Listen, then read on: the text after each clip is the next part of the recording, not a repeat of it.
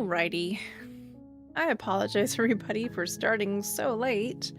I was planning to start at least an hour ago, but yet again, I have been stuck in the cycle of trying to fix my audio because I thought I had reached good levels and balance and mixing. And yet again, I was proven wrong because upon listening back to the last stream, everything sounded so quiet and I didn't understand why in comparison to other like videos and stuff I was using as a baseline to understand like what target audio levels I should have. And apparently at some point I had turned down the volume in my web browser, which threw everything off. And so now we're gonna try again. Hopefully it sounds just a little bit louder than it was last time on my mic end. The game should be probably around probably a little bit louder than it was before. On phones and stuff, it's pretty audible still, but phones I think have a higher max volume than, at least in my experience, my desktop does for whatever reason. I don't know. So we're trying it out, making it hard on myself in the future whenever I edit these videos and have to change the audio balance for every single one. So right now I'm in a kind of hate everything technology sucks kind of mood, but we're gonna try to move past that and go back and slay the princess. So last time we found out some interesting things about our princess. She is, you know, as I was expecting, not what she seems. I'm holding my little octopus here, by the way. She has very sharp teeth, and it seems based on the routes we have so far, she has different attitudes towards you. Yeah, that's me every day of my life.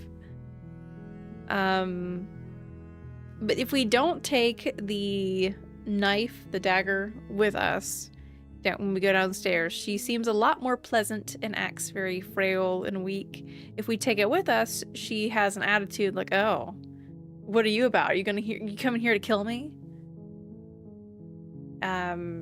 We have tried so far killing her, and the narrator granted us eternal bliss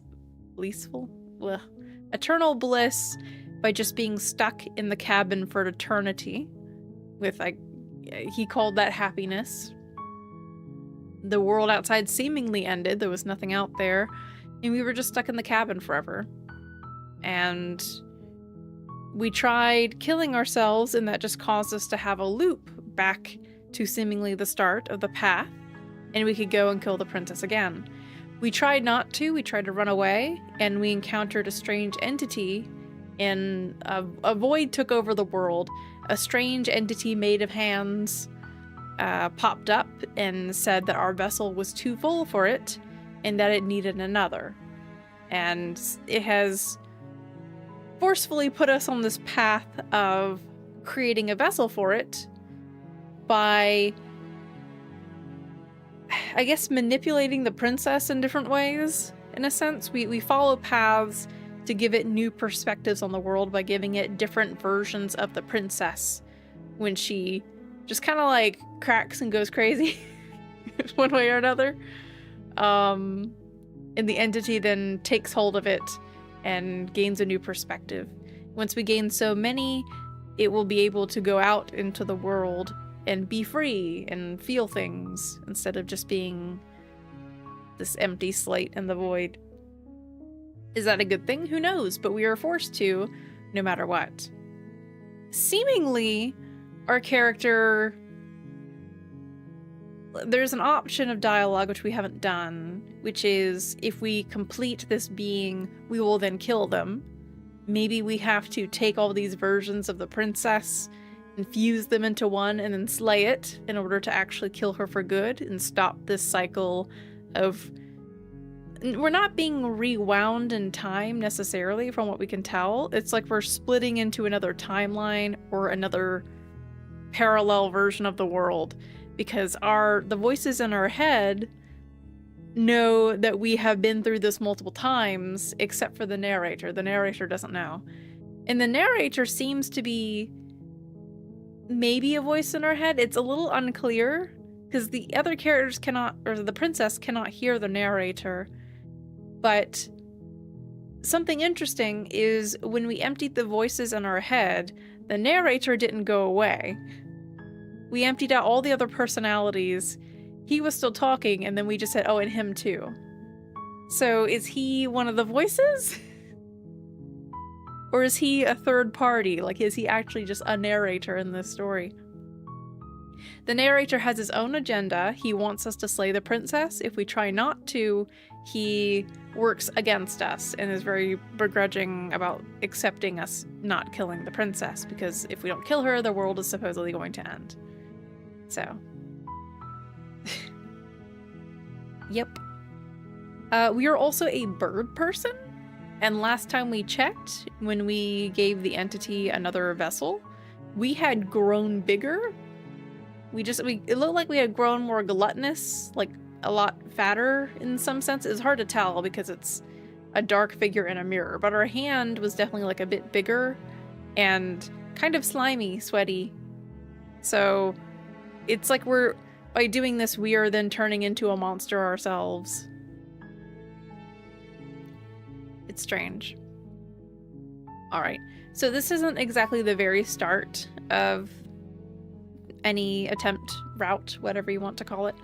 I was just testing audio, and I thought by loading a save, I thought it wouldn't like save over what I had done, but it seemingly did. Like if I go to load here and I go to 2, it seemingly saved over my save that I made. I don't know why, but I haven't progressed. I've just asked him some of the random questions over here on the side, so we haven't like committed to anything yet.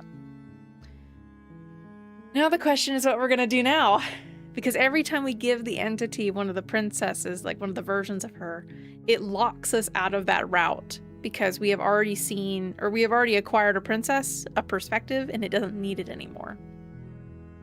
So seemingly there's going to be multiple ends based on which princesses we give the entity. So I do know that there are multiple endings. And we had already given her a version of the super kind princess who cares more about what we want than what she just wants to make us happy. When we ask her what she wants for herself, she just kind of broke down and couldn't really answer and imploded. But if we ignored that, we could have gone further on the route, and we didn't. Because I thought that we needed to get every single princess that we could find, but we'll see if it lets us do that route anymore, or if we have to go down some other creepy, or I guess different kinds of creepy ones. All the princesses are kind of creepy. And the big question is, are we going to end this and like are we trying to discover, is the princess a monster that we need to slay? Or are we the true monster? Is it both? Or a theory I have going on in my mind right now, which is maybe the princess and us are actually the same person, maybe. And when we have this entity finished, we'll fuse with it, and then it turns out we were the princess all along. Who knows? Like maybe it's like a mental separation kind of thing. Like this is all just going on in our head, and the princess is representative of one part of ourselves. The weird hands in the void are another, because they say that they are part of the princess. Maybe we're part of that too. It's hard to say, because that entity didn't recognize us. It said that was the only other person it had met.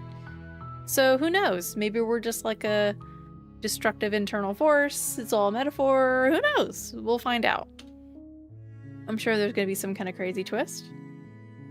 Which I feel like when it comes to crazy twists, you know that there's going to be one in a story like this. Or maybe the twist is that there isn't one. But I feel like part of the problem is trying to guess the twist, because then you end up kind of ruining it for yourself, in my opinion.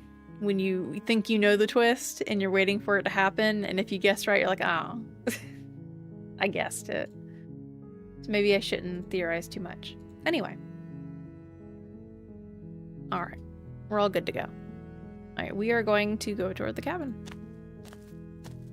You make your way up the short path to the cabin. You'll find the princess within. A warning before you go any further. She will lie, she will cheat, and she will do everything in her power to stop you from slaying her. Don't believe a word she says. We're not going to go through with this, right? She's a princess. We're supposed to save princesses, not slay them. I wonder where the voice of the hero is coming from, because we always start with him. The other voices do not appear until we die and have to start over. Which almost makes me think that maybe there's like a secret start before this. Like maybe we had already died and then we spawned back in, and that's why we have the voice of a hero, or of the hero. Ignore him. He doesn't know what he's talking about. Mysterious.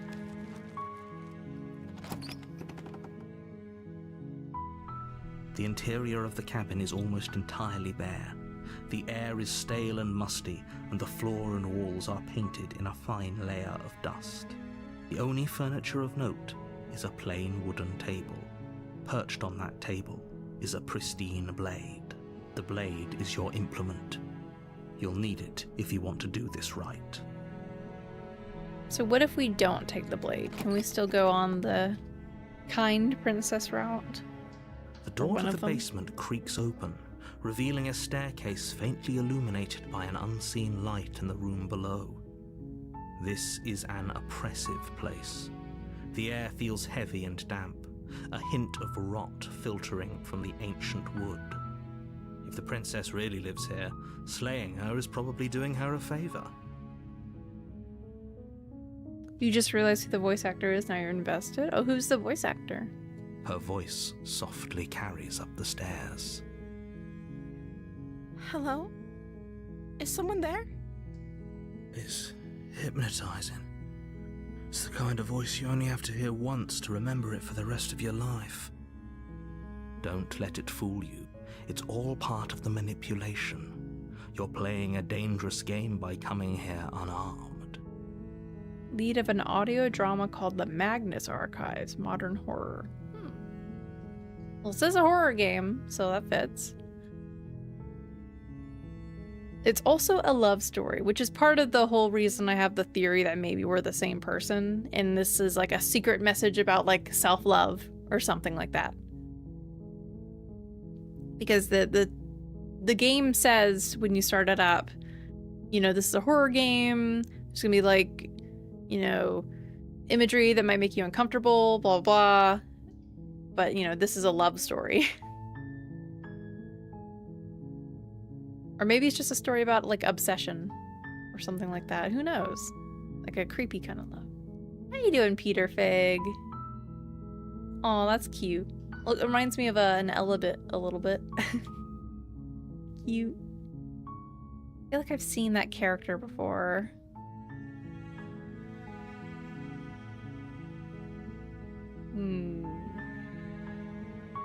I don't know where that character's from. I've seen that character before somewhere. Not an Alibit. It's from something else. Love this game. How many times have we died?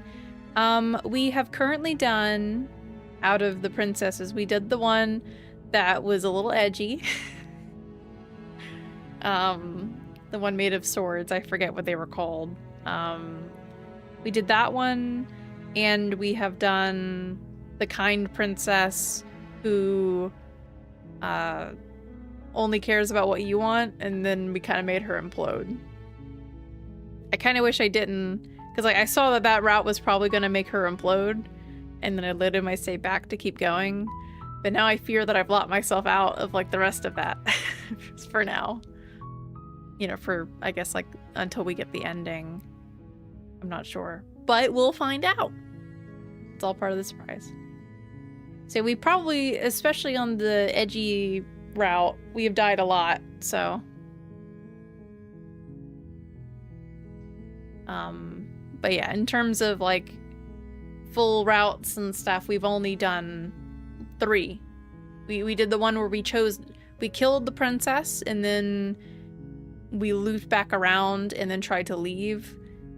Edgy princess, and we didn't kill her, made her implode. So that's what we've done so far. Hi. Don't be a stranger. It's been so long since I've had any visitors. Please, come downstairs. This time we didn't tell her we were supposed to kill her, so let's see if that changes anything. You walk down the stairs and lock eyes with the princess. There's a heavy chain around her wrist, binding her to the far wall of the basement. She's beautiful. How could someone like this be a threat to anyone? I am begging you to stay focused. There's a lot riding on you here. Hi. Do you think you can get me out of these chains?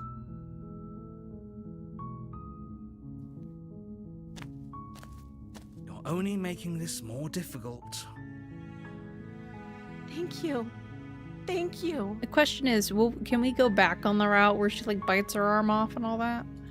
You're making a huge mistake. Okay. I'll be here. Good luck.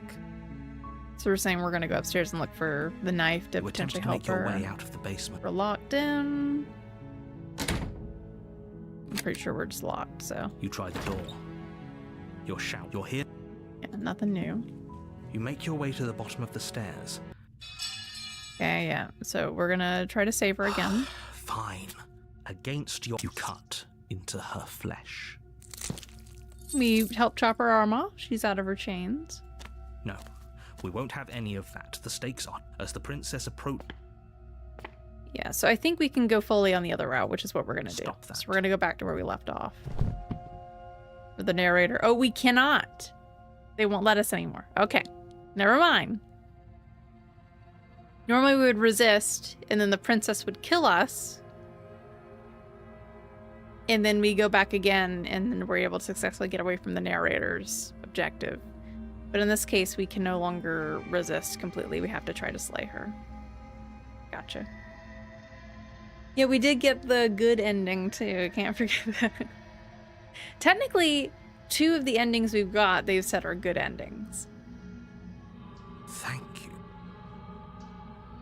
There's no getting through to you right now, is there? Well, she's angry now. A betrayal of will is still a betrayal.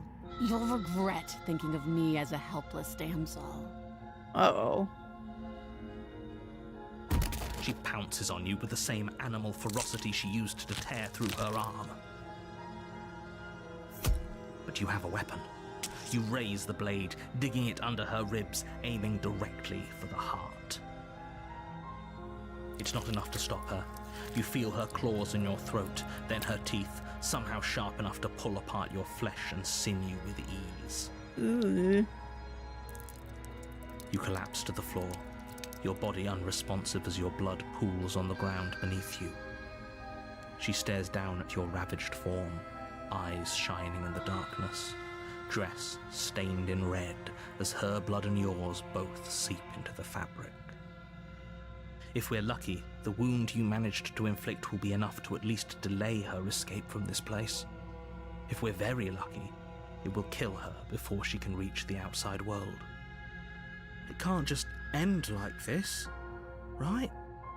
As much as I'd prefer for things to have gone differently, I can't deny the reality of what's happened. I'm sorry, but it's over. Everything goes dark, and you die. The witch. Uh-oh. You're on a path in the woods, and at the end of that path is a cabin. And in the basement of that cabin is a princess. You're here to slay her. If you don't, it will be the end of the world.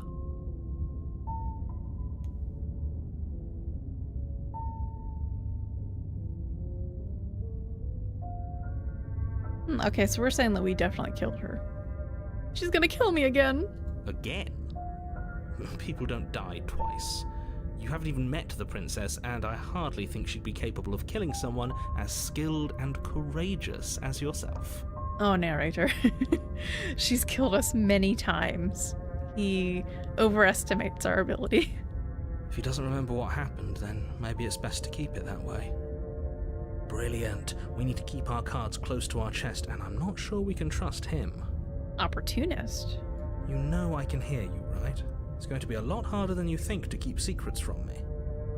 Did I say I'm not sure we can trust him? Slip of the tongue, bit of the old brain fog. I meant to say that we should probably head over to the cabin and slay that princess. We already know we can't trust her, so let's get on with the show.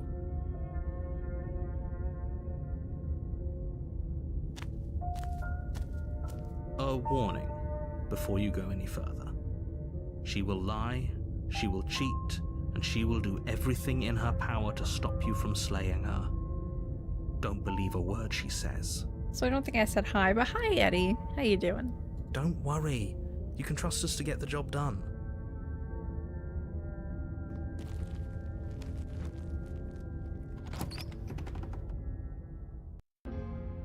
The interior of the cabin is a mess of twisted roots. The walls a chaotic weave of knotted wood that, almost as if by accident, just happens to resemble a room.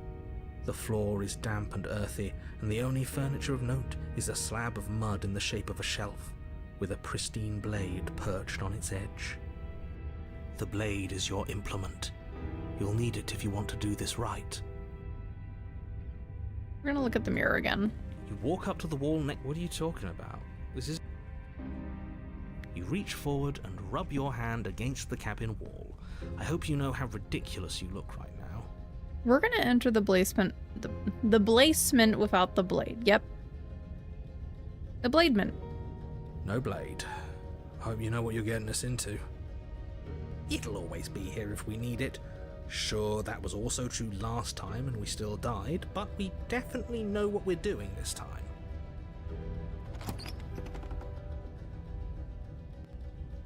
The door to the basement creaks open, revealing a staircase dug into the muddy earth below. The ceiling is thick with roots that hang like locks of tangled hair. The weak starlight from the cabin windows behind you can barely penetrate the gloom here, only illuminating the edges of an opening below. It shines in the darkness like some kind of massive maw waiting to swallow you up into the earth. The air smells of dirt and copper. It's thick and wet, as if your lungs are being coated in mud with each intake of breath. If the princess lives here, slaying her would probably be doing her a favor. Judgmental. Her voice skitters up from below. Something nasty finds itself on my stairs. Come on down. Don't be scared. I probably won't bite. Oh. Hello. I recognize that voice as easily as I recognized your nervous little footsteps coming up the path. I know who you are, and I remember what you've done. She detected us on the path as well. She must have you confused with someone else. Definitely hag vibes. I know that they called her a witch, but more hag vibes to me. She seems friendly enough. Maybe we can talk our way out of this whole situation. You can't. Unless you slay her right away, she's going to break free and end the world. There's no reasoning with what she is. Look, I'm just throwing ideas out there. I like to think out loud. I'm the kind of guy who likes a discussion. Don't we want to hear what everyone has to say before making any big decisions? Do you want to hear what everyone has to say? Or do you just want to hear yourself talk? You need to stop lingering. Your task is to slay the princess, not endlessly debate about what to do with the princess. Fine, fine. You're the boss. Thank you. You descend the basement steps, entering the dark room below. She's turning into more of a beast. You can just make out the shape of the princess in the gloom. She's huddled against the far wall, her eyes bright and glaring from amid the thick roots. And there you are, once again seeming to offer a helping hand while likely hiding the other behind your back. Fine, I'll play along for now. What do you want? You made a comment back in the woods about having been here before. Now she's acting like the two of you already know each other. Oh no. You've already been here, haven't you? Tricksy narrator. That's pretty sharp. How'd you figure that one out? Call it deductive reasoning. Well, you seem to be great at it. So, you really don't remember us, do you? No, I don't. But you and the princess clearly have a shared reality, even if I'm not a part of it. I won't waste time fighting you on something that's clearly true. I'm just glad we could put all this behind us. I like to imagine that the princess asks us a question and we just stand there saying nothing as they're all talking very slowly. Perhaps to the princess this is all happening extremely fast because usually she'll like run at us and the guys like talk for like 10 lines back and forth and she's still in the process of running at us. So this is probably all happening like simultaneously, but I like to imagine. Is it all behind us? Just focus on the task at hand. I don't care if you've been here before, and I don't care if you think you'll go somewhere else after this. My world is on the line right now, so I'd appreciate it if you would take this seriously and slay her. Let's chat her up a bit first. Maybe we can find a middle ground where everyone's happy. My world is in danger. Don't talk to her. You're just going to make things more difficult than they have to be. Well, I seem to remember you having a tongue. Internal dialoguing is a free action.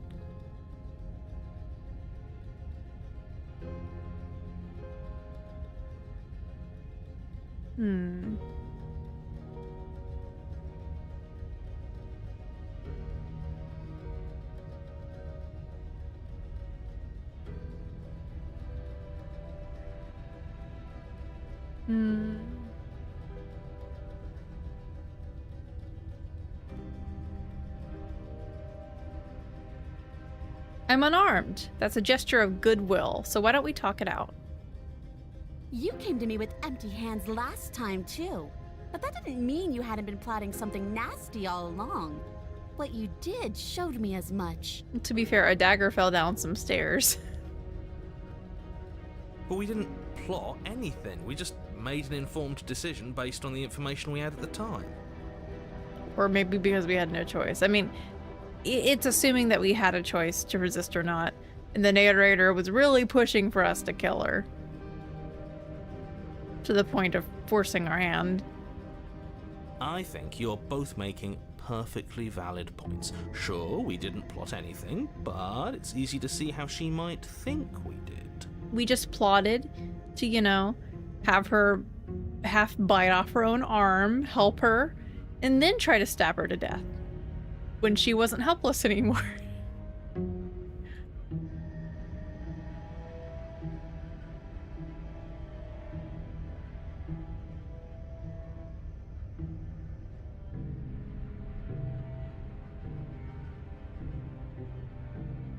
Look, I made a mistake. We all make mistakes, right? I'm sure you've made mistakes.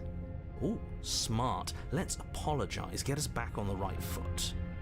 Wasn't a good apology, but... The only mistake I ever made was thinking you would help me. And I'm not going to make the same mistake twice. Well, that leaves us at a stalemate. But unfortunately, I need you if I'm ever going to leave this place.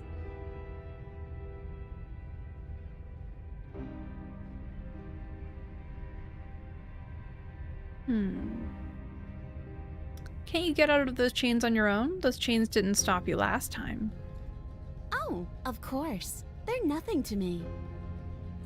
The princess grins as the chains fall from her wrist. She could have gotten out of those the whole time. That sneaky little... A woman after my own heart, really. She knows how to hold her cards close to her chest. This is why she can't just be abandoned here. If left to her own devices, she'll find a way out. Now stop her.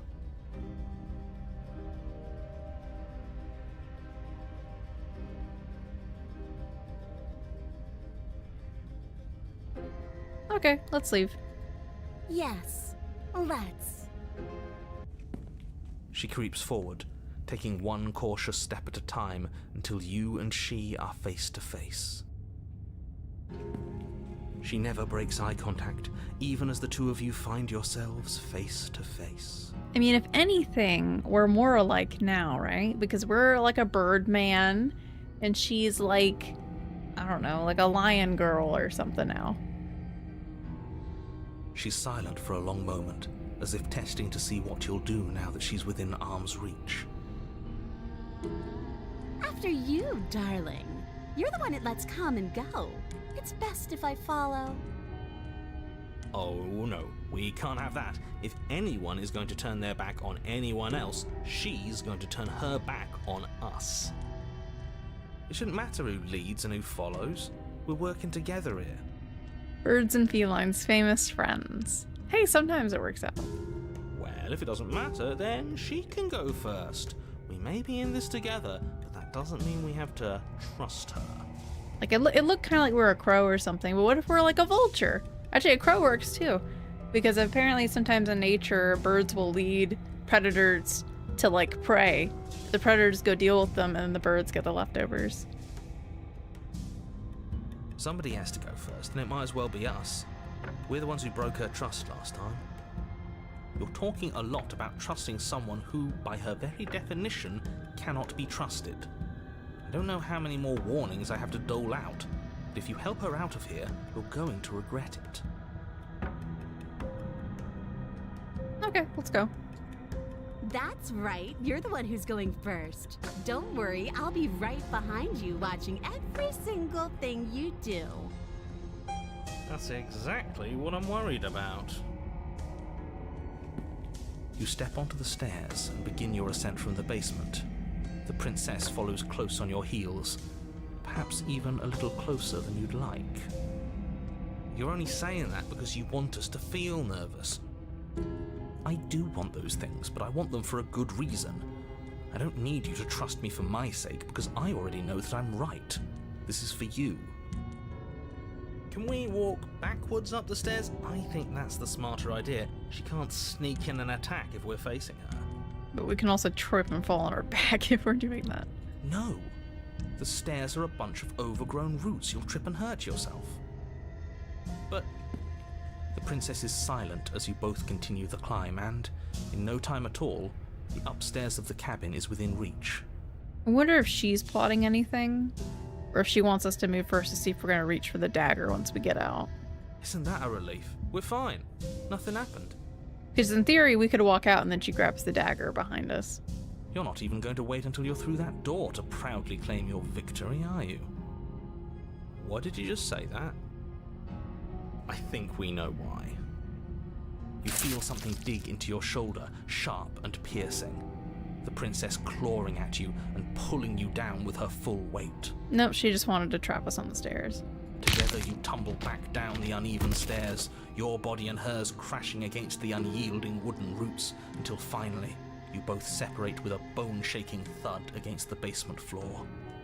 You feel something pop. The princess lands against the far wall, gasping as she struggles to recover from the impact. You're still in shock, trying to get a hold of yourself. She grins as you continue to remain exactly where you are, cackling derisively as she watches you realize that you won't be getting up. Oh, did we break our back? Wait, why won't we be getting up? I'm afraid your back is broken. One unlucky fall is all it takes, really, and you had several. You know what? I'll say it. That sucks. I don't like having a broken back. We were going to help her. Why? Why did she do that? It's what I would have done. Have you considered not being like that? Of course not. It's what keeps us alive. And yet here we are, paralysed and stuck with someone who hates us in the basement of a remote cabin. You must have known this was coming. The arrogance of turning your back to me after everything you've done.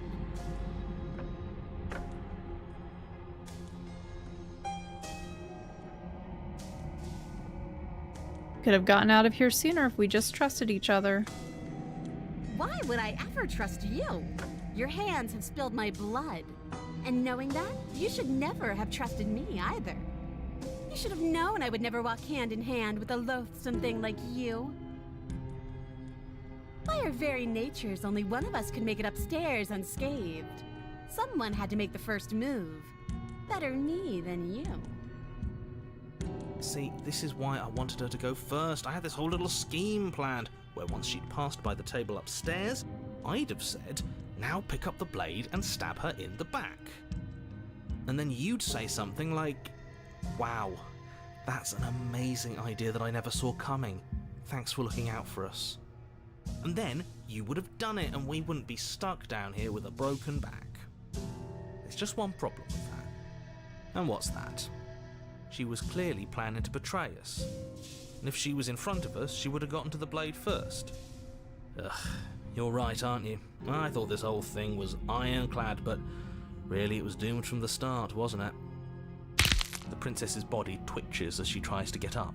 I was about to say, it looks like she landed on her arm. Is she paralyzed too? Ho ho ho! So she's got it as bad as us.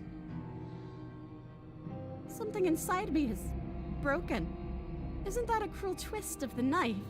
Isn't that so funny? She eyes you with intensity, silence falling between you for a long moment as her gaze travels up and down your battered form. Seems I'm not the only one, though. Wait, are we both just stuck here? Yikes. She did this to us. I mean, we kind of did it to ourselves by, assuming that we had a choice. We helped her and then we changed our mind and tried to kill her. Certainly seems that way. What a way to go. Look on the bright side. In all this chaos, you may have actually managed to deliver a lethal wound. The world could be saved after all. Or at least she can't ever leave, so... We're going to die together. Isn't that a lovely treat? I wonder how long it'll take. Maybe I'll get to watch the worms lick your bones clean. Is that really what's going to happen? Oh. Hello? Are you still there? What happens next? He doesn't respond. As soon as this void comes in, narrator typically poofs. I think he's gone. Something strange is twisting this place out of shape. I wasn't feeling much of anything, but now I feel cold.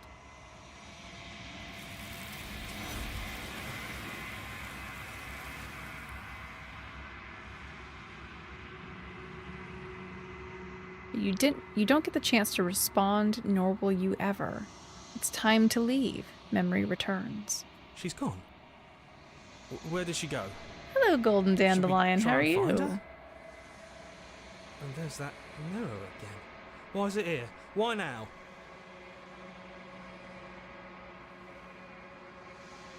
It's gonna be okay. Just trust me. We've been here before, and you always get scared.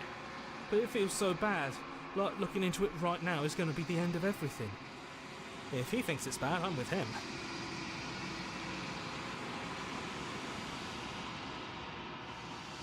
I'll see you on the other side. It's gonna be okay.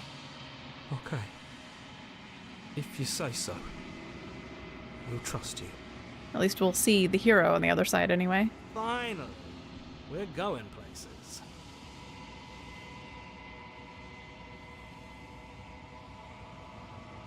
Oh, hello, Inochi. How are you doing? You approach the mirror. Let's gaze into our reflection. Silence as you reach forward. They're gone again, once again.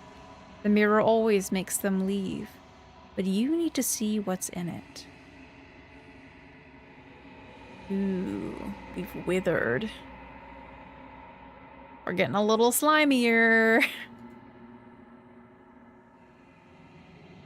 You find yourself in the long quiet once again. You can't tell me she is not out of conscience. Yeah, she is when she's becoming beastly. You got 2 hours left and you get to go home to your wonderful girlfriend. How are you hooting? I'm hooting pretty well, thank you.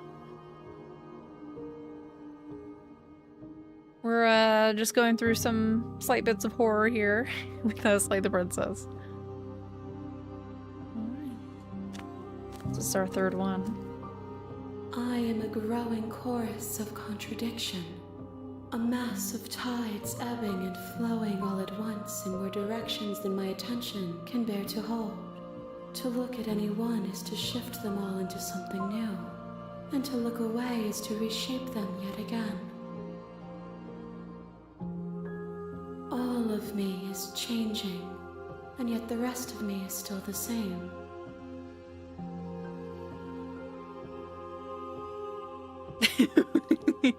You can't be a contradiction. Contradictions don't exist. Which is in itself a contradiction. Just trying to survive work. Oh, I feel ya. I'm trying to survive the workday. Or I guess in this case, work night. I assume you're in a very different time zone from me, though. Because for me, it's 1 in the morning. Unless you just work really late.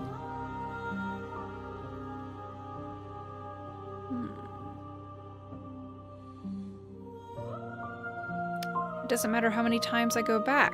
At least one of us always hurts the other. Doesn't that change you? Doesn't that make you worse? It changes me, but it doesn't make me worse, nor does it make me care for you any less. Does it make you worse? Do you resent me?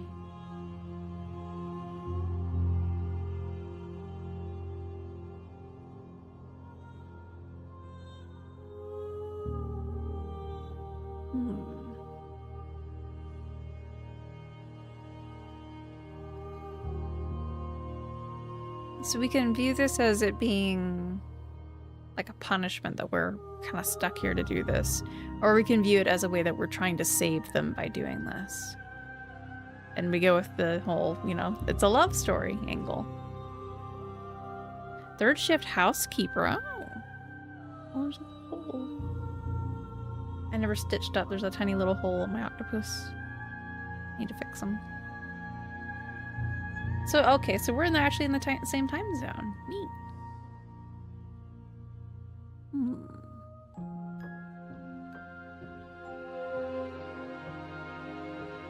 Let's go with this one. No, not really. It all seems so distant as soon as I'm near to you. It does seem small from here, and the more we journey, the smaller each of those steps will be. But that doesn't make any of them less special.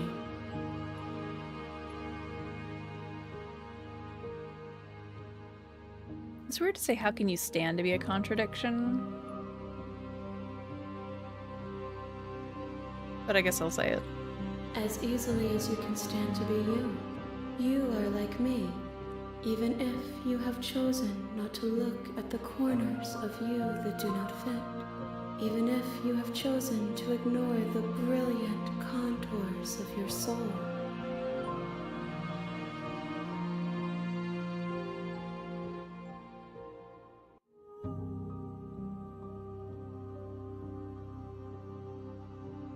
So been by to meet new acquaintances and possible YouTube target raids. Is that okay with you? Yeah, that's okay with me. Hey, I don't mind if you're just lurking and popping in and popping out. I don't mind. Usually in the past, before I got a job, I didn't stream at this time, but now this is about a time where when I am streaming, I'm usually streaming anywhere from like 9 p.m. at the earliest, usually like 10 and into the AMs, so usually I'm here around this time. She'll lend a like and sub a dub. Oh, thank you. I appreciate that.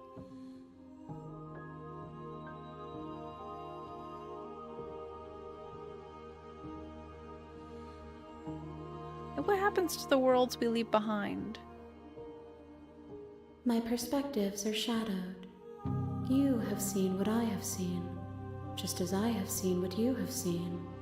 The angles of my vantage do not offer me hidden truths, and my attention is turned inward, except when you are here with me. Perhaps this will change when our work is done.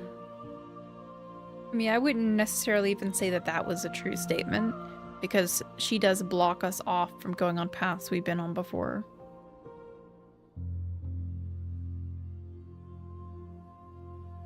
And I do know we didn't see all we could with the beast, because I was slightly spoiled by looking at the achievements I gained, And there was one called the Beast.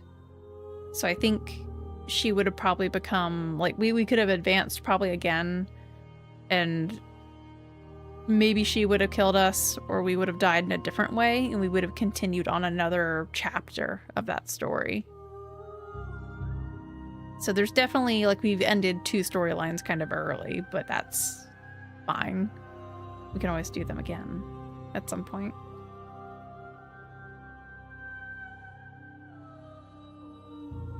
Well, what do you think of this vessel? This one is hope marred by bitterness and betrayal. She could see the end of the tunnel, and the door was closed on her. She will make for a righteous heart. This voice is a lot louder than the narrator and stuff. Do not mourn her. She is finally on the other side. Maybe that's just the audio balance for some of the lines.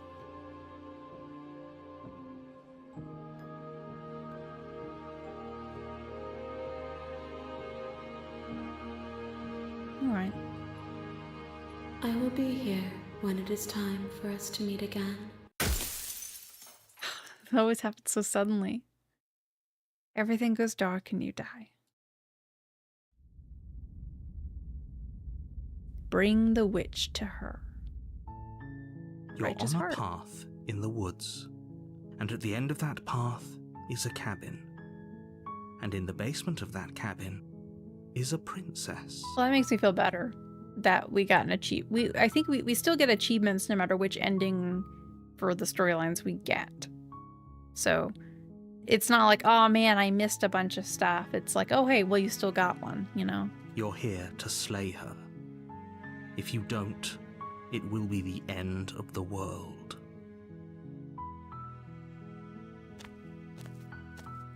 You make your way.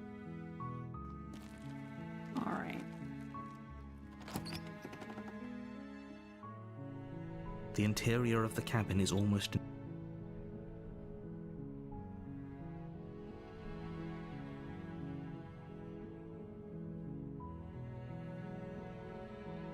So what happens now if we try to enter the basement without the dagger? I'm very curious. Yeah, there's no premature The endings. door to the basement creaks open. We could lie to her.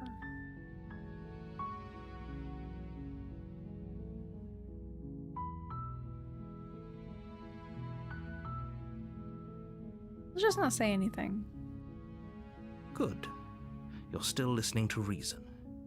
It would be better if you had a weapon, but you may still be able to do what needs to be done. You walk down the stairs and lock eyes with the princess. There's a heavy chain around her wrist, binding her to the far wall of the basement. She's beautiful. I am begging you to... Hi. Do you think you can get me out of these chains? Let's talk first. Okay.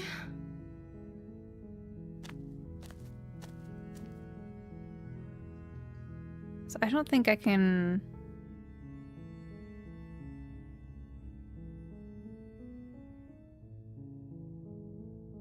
Yeah, so we can't try to free her anymore. What's your name? Oh. She pauses, carefully formulating her words before she responds. You can address me as Your Royal Highness. Or you can just call me Princess if Your Royal Highness is too formal. Is Princess her name or her title? What if it's both? Could you imagine being named Princess Princess? I should have picked... I've been forgetting. I have all these BG3 candles. This is the Lazelle one. I had this one out for Monster Hunter because it smells like leather, ginger, and lime. And, you know, makes sense. Red dragons and all that. But I feel like I need to pick out a different one that works for this game. Maybe the Shadowheart candle, because she is God's favorite princess after all. Ooh, such a good smell. Yeah, she's Mario.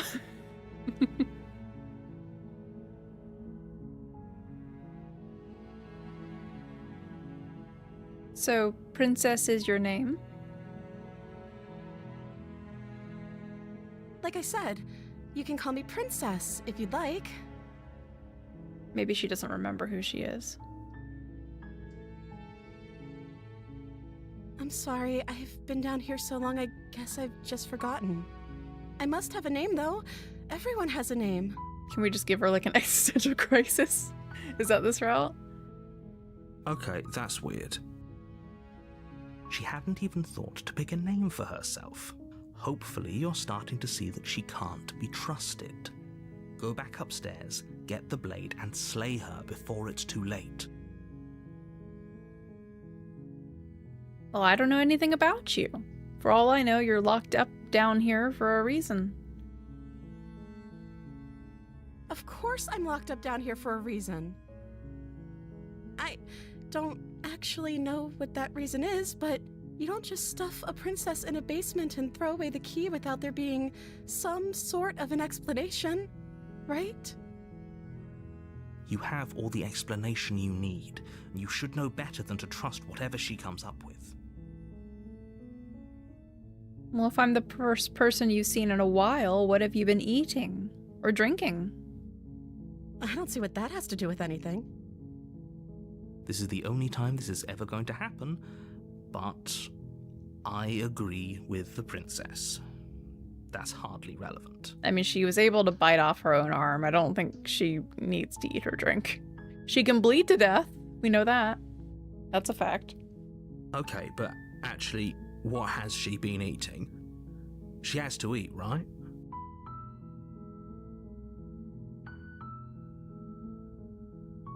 Okay, well, what are you gonna do if I let you out of here?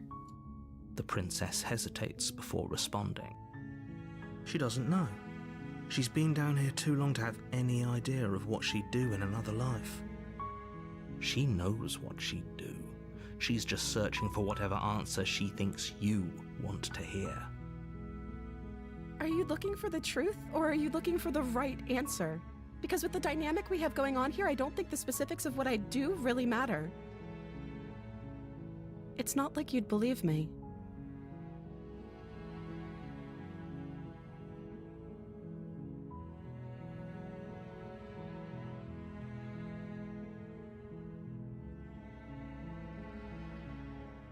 Well, I was sent here to slay you. You're apparently supposed to end the world.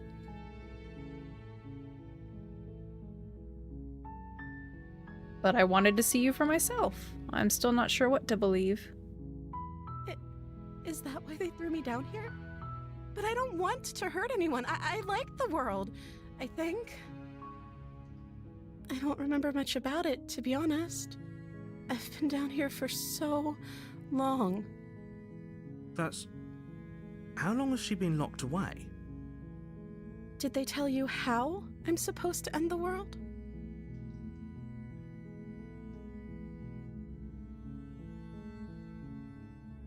I was hoping you'd tell me. I don't know how to destroy the world, if that's what you're getting at. I believe her.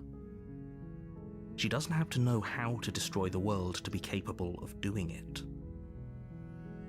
At the end of the day, whatever the two of us have going on down here is about trust. Whoever sent you to slay me claimed I was a threat to the world, but they didn't tell you why. I don't trust that. And I don't think you do either, or you wouldn't have come down here to talk. She has a point. We're talking like this for a reason. So this shouldn't be about what I'd do if I got out of here, or me saying the right thing to convince you to save me. This is about how messed up this whole situation is. This is my life we're talking about. Do you really think I can even end the world? Why would I even want to?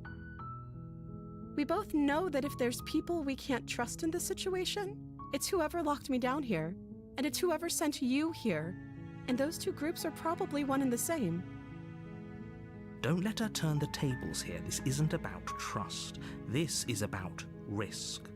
We stand to lose everything, all for the sake of one person, and a subjugating monarch, no less. He always keeps emphasizing that they're a monarch, so it's fine. Which, you know, I get the idea, like, down with the monarchy! But, like, what has the monarchy done in this world?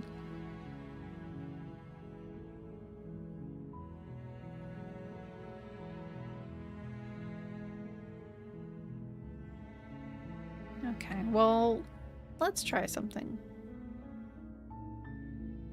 I won't kill you, but I can't just set you free. It's too risky. What if I just stayed for a while and just kept you company? Maybe then everyone could be happy. That seems like a pretty good compromise. Because I literally don't have the ability to free her anymore.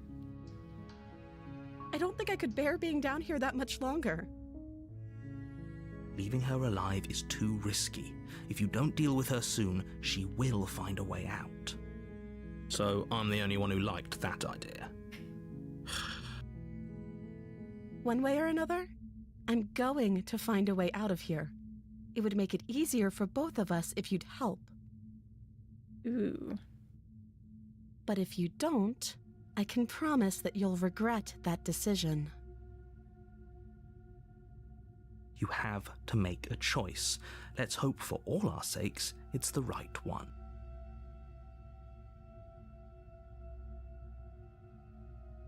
I can still try to let her out, interestingly. Okay. She's giving me a creepy face now.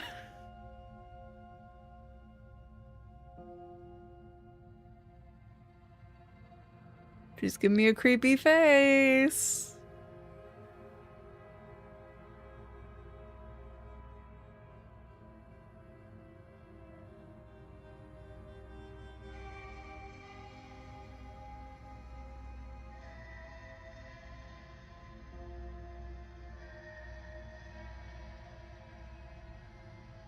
I mean, in a normal game situation, as soon as they show the creepy face, you go, nope!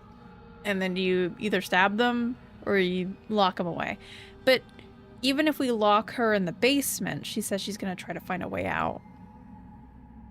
And this creepy face tells you all you need. If she was just, like, angry, that's one thing. She's giving you the creepy face of threatening. And started speaking in a, well, if you don't help me, you're going to regret it.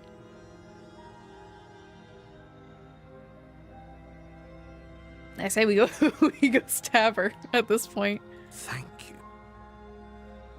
You turn back to the stairs, intent on retrieving the blade in the cabin.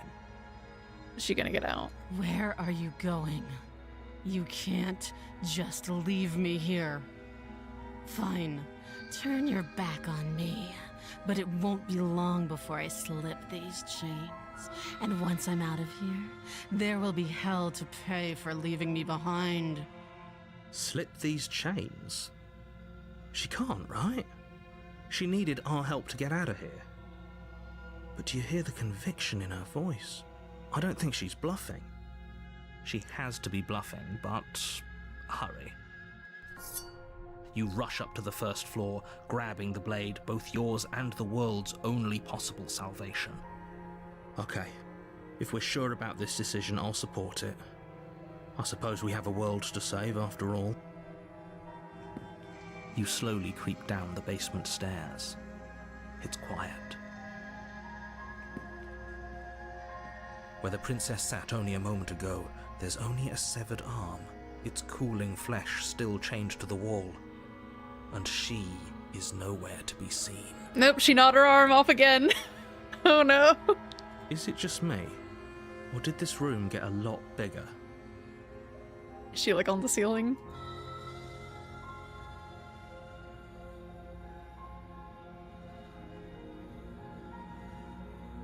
I feel like turning around is a terrible idea. If we could back step up the stairs, like suggested before, now that they're not gnarled roots, she'll bleed to death, probably. Be fine. Yeah, we're gonna commit now, I think. Your eyes dart to the corners of the room. You don't see her. Where is she? Close the door behind you. You close the door behind you. Almost magically, its locks immediately click into place. Maybe they'll open if you finish the job. Well, I would have locked the door in that case if we were apparently right there.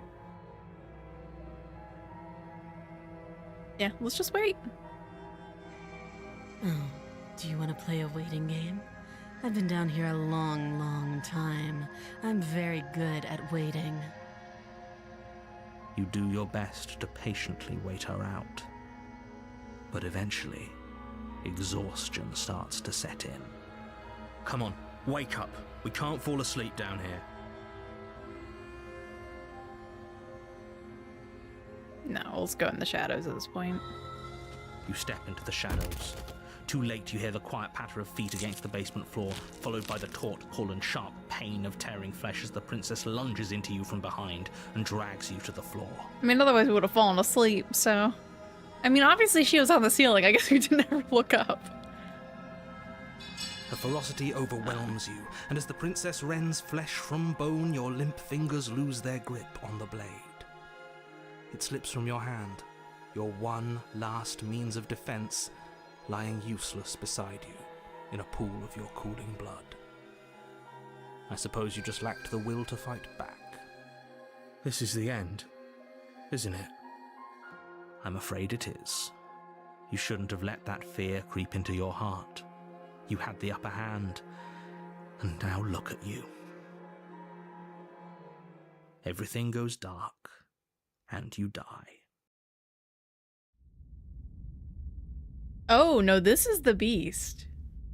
Never mind, the other one was just You're a on witch, path even though she was getting in the beastly. woods, and at the end of that path is a cabin. And in the basement of that cabin is a princess. You're here to slay her. If you don't, it will be the end of the world.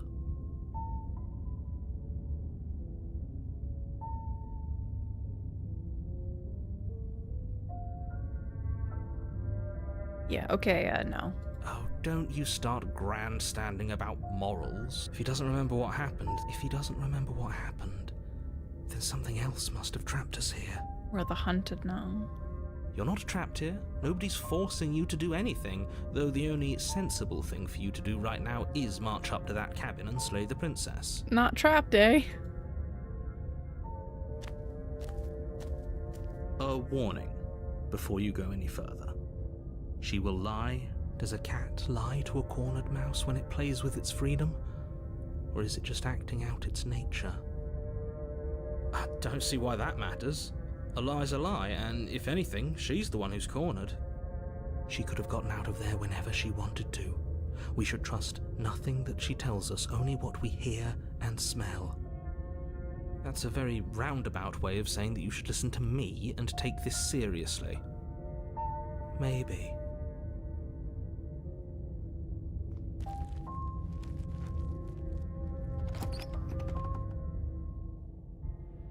The interior of the cabin is ruinous and dilapidated.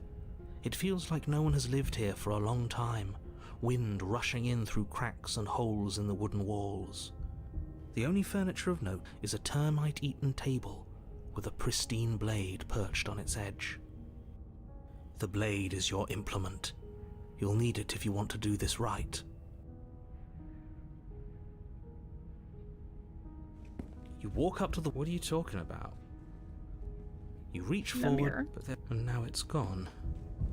I'm doing that just in case that does something. Like maybe that's why we keep growing.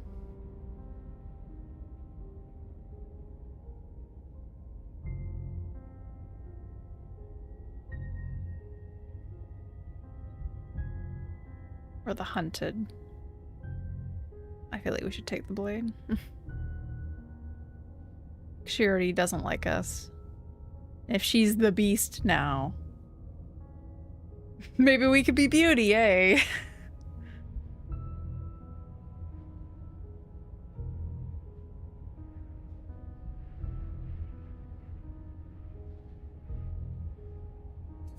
You take the blade from the table.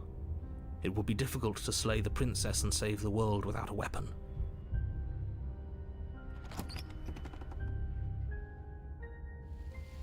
The door to the basement creaks open, revealing what's left of an old wooden staircase. It's still sturdy enough that you can make your way down in one piece, though you'll have to be mindful of holes. The air seeping up from below is oddly warm and wet, as if you're descending into a jungle. If the princess lives here, slaying her would probably be doing her a favor. She growls up the stairs. I can smell you. She sounds almost feral, impatient, or maybe eager. You carefully make your way down the stairs. The last step gives way to the damp earth floor of a starlit pit.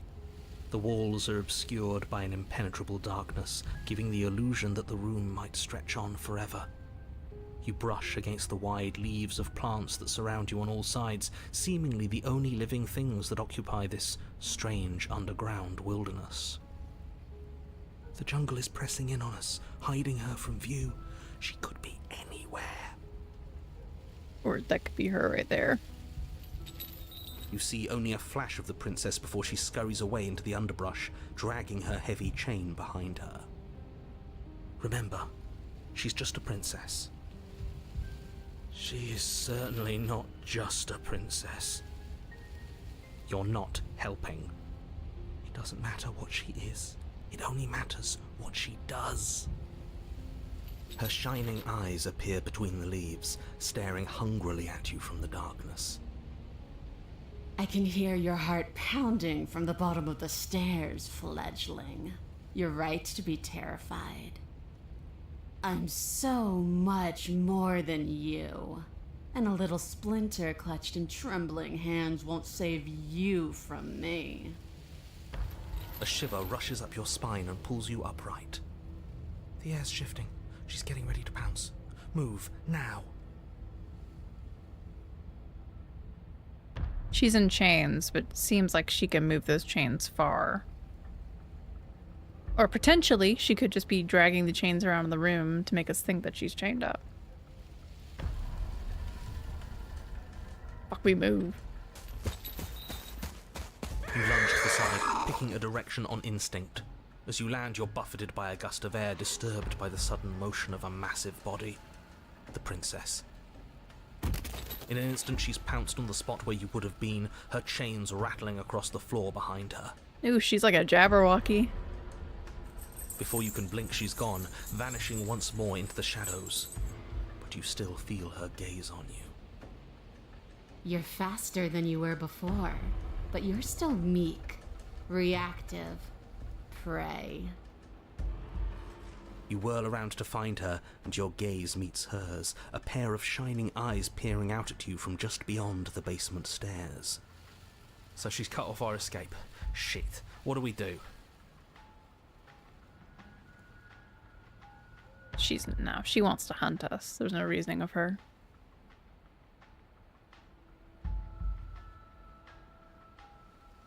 I am not gonna run for the stairs. That's exactly what she wants us to do. I was sent here to kill you because you're a threat to the world. I'm starting to believe that's true. Oh, for the love of... You've given up the game. Great. All that will do is hasten her victory. She's stalking us. She wants to kill us already. We're not giving up anything. So many useless thoughts run through your head. Thinking, thinking, thinking. You'll never hurt me if you keep thinking.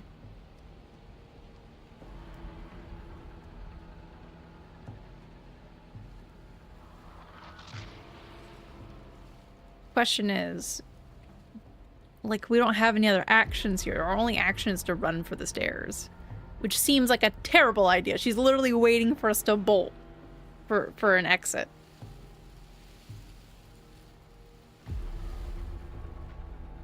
Yeah, you're deflecting. And you bear your weakness to the world. She's coiling for another strike. Be somewhere else. We're on the back foot. The back foot keeps us nimble, keeps us alive. It doesn't matter if it keeps us alive if it eventually kills us. We need to take back the momentum. We need to do something. Wait. What? What?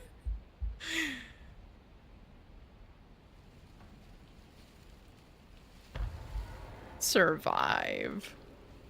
That's an interesting action we can make. Our action is that we survive. How about I just not die? That seems like a good idea. I mean, so far, whenever we do something, it tends to be true. So if we believe that we will survive, we'll do it. If we wait for her to strike and hit her back, she'll probably end up hitting us and then we hit her back.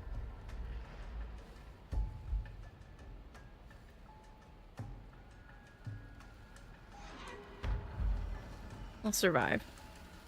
You spin into a new patch of jungle, barely moving out of the way before the princess surges past you with a speed that makes her practically unseen.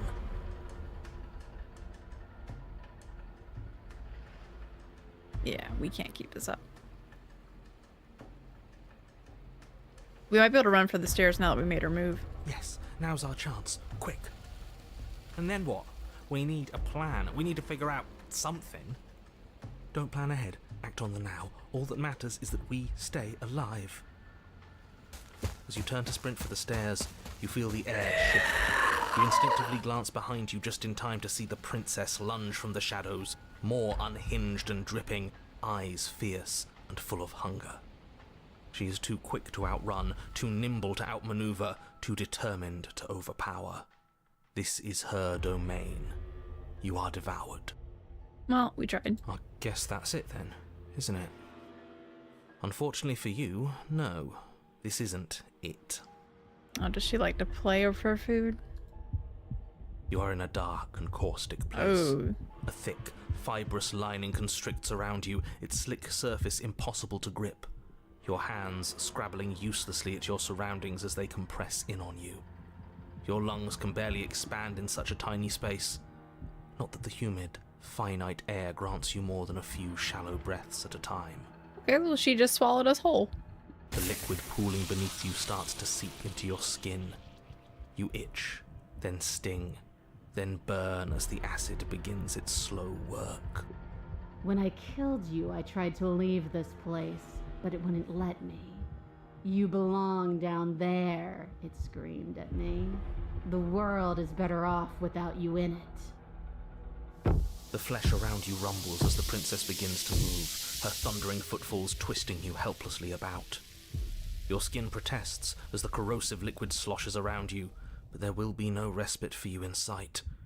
The burning grows stronger, and you can feel layers of you being peeled away. Is she thinking if she has us swallowed, she'll be able to get past whatever magic's holding her in because it thinks it's us trying to get out? But you don't belong down here. You came from somewhere else. You came from out there. So I consumed your dead heart, and I carried it in my throat, and I draped what was left of you on my back, and I threw myself against that door. She stops, her muscles tensing around you, and through the muffling layers of her flesh, you hear the whine of straining metal. And with a pop, she lurches forward, your body lurching right along with her. She's saying like she skinned us. She says she ate our dead heart, but clearly we have a hand here. So I'm not sure exactly what's inside of us and what she's wearing. Her chains. She's loose. But even then, it denied me freedom. You cannot fool me by draping yourself in decay. I know your true nature, and it is suffering. Gravity pulls at you as you're hefted upwards, the distant creaking of ancient wooden steps barely audible over the thudding of the princess's heart. Oh, no, sorry. She's talking about the first time. I thought she meant now. No, the first time she ate our heart and then, like, wore us as a pelt on her back. Now she's thinking if we're whole. And then it was gone, and I was here. A new enclosure, a nicer cage, but still a prison. I learned from my wounds. You're alive now. We can leave together. Does that work? Could she free herself if we're alive in here? Well, last time she got out, we were together. Do you really need me to give you a definitive answer for you to understand that the situation is grim? Stop her. Do something. We still have the knife. You still have that steel claw. Tear through her before we are her. Survive. Or we could use it to make this quick for ourselves. If she needs us in order to leave, we could at least deny her that. Oi, Frost, how are things? Things are going. We may be inside the princess. That is a bad thing to do.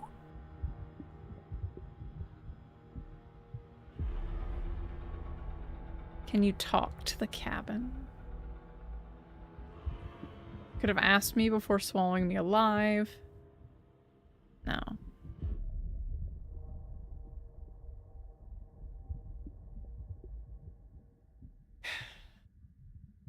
Looks like the BG3 screen with tadpole powers. Oh, like the brain.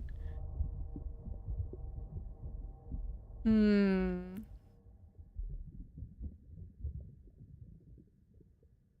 funny thing is I never saw that screen because I never consumed any tadpoles to do it. Next run, though, we'll do it now that I know about the consequences of it. And, you know, different stuff. So they seem kind of overpowered, but hey, you know, it's all about the fun. Anywho, I feel like, I mean, I don't know if we're gonna be able to kill her from the inside before she attempts to get out, or if we're gonna be dissolved first.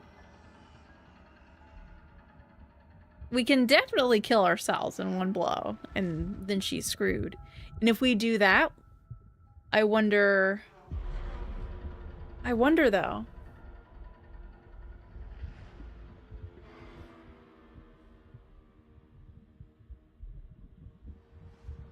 Because if we kill ourselves, we're going to move on to another life. Right?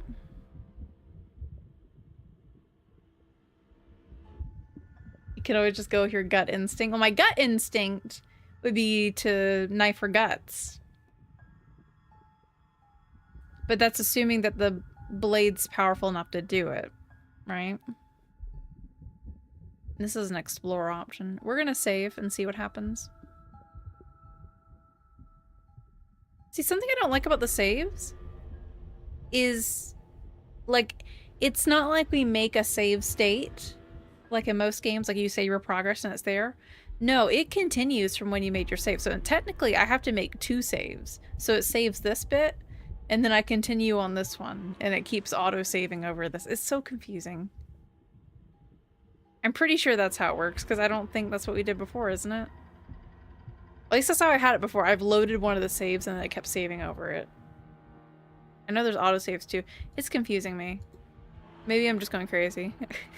I don't know. Let's stab her. Though you have little room to move, you use what strength you can muster to drive the blade forward into the thick walls of tissue digesting you. I can feel you tearing through me, but are you swift enough for it to matter? Your body is violently jostled, the disruption causing burning skin to slop from raw muscle, and you hear what you can only assume is the princess pulling against the door to the cabin. The cage is still locked.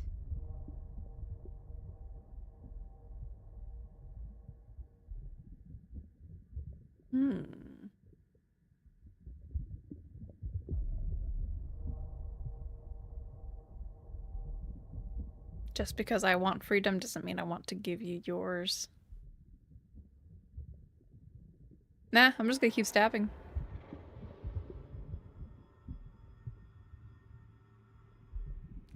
You slice again, deeper, rooting through her meat with the tip of your blade, until at last it finds her beating heart. The pulling has turned to banging as the princess desperately throws everything at the cabin door. Your flesh screams as your reddened, spongy body is hit with fresh waves of blistering acid. You can't hold me forever. Slay the princess! Though your body is dissolving, eroding into unrecognizable shapes, your will drives it forward. You have a target, and you will strike it. We're too late, aren't we? This isn't survival. This is spite. And I love spite. No, it's something better. It's fulfilling a noble destiny. Your lone, functioning arm lashes out, stabbing up towards the princess's heart. So you found a way to kill me. Then we'll die together. and I will see you again soon. With those prophetic words, you do not draw another breath, your body tangled and melting in the cooling folds of the princess's flesh. Everything goes dark, and you die. But at least you've saved the world, I hope. The wild.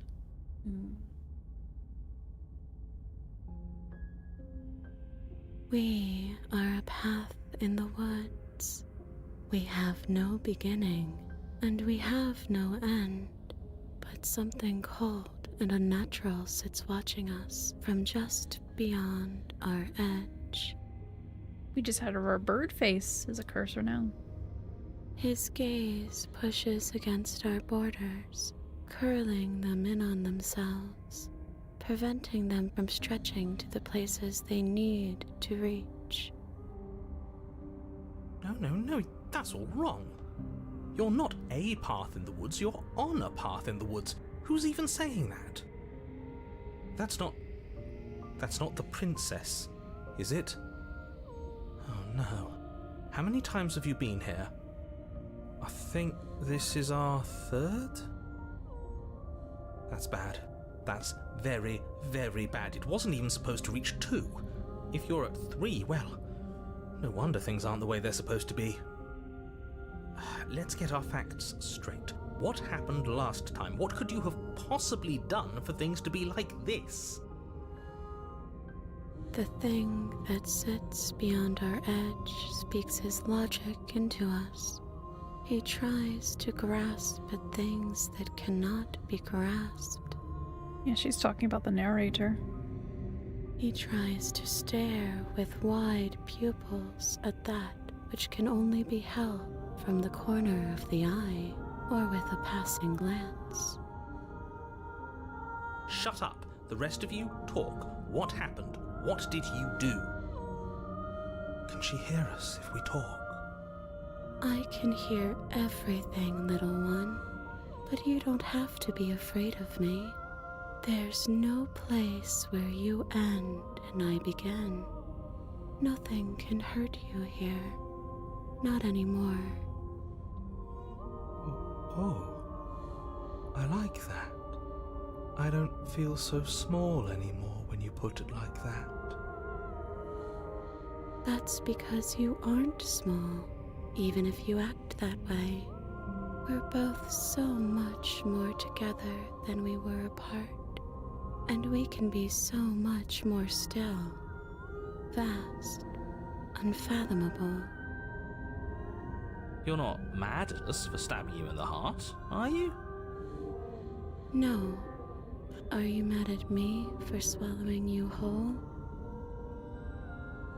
Nah, not really. It all seems so petty right now. She ate you, and now you're convinced that you're stuck together. What a mess. He doesn't understand. We aren't convinced of anything, and we aren't stuck together.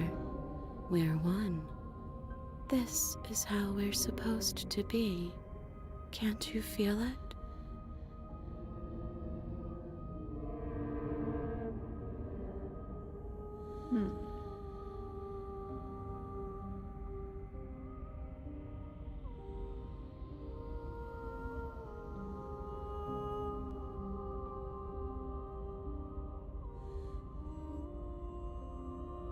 This thing watching us, what is he? I'm not watching you, I'm trying to help you. That's not an answer to our question. I don't know what he is. I only know that he is something other, and that he wishes for you and I to tear ourselves apart. I do want that, but only because it's in your best interests. It's in everyone's best interests. You won't be able to slay her unless you remove yourself from her. He wants us to kill each other. I don't. I want you to kill her. Don't be charmed by her faux solidarity. You're not in this together. She's the only one who poses a threat to the world, and she's trying to make you go along with it. You don't have to enable her, especially when you have what it takes to stop her.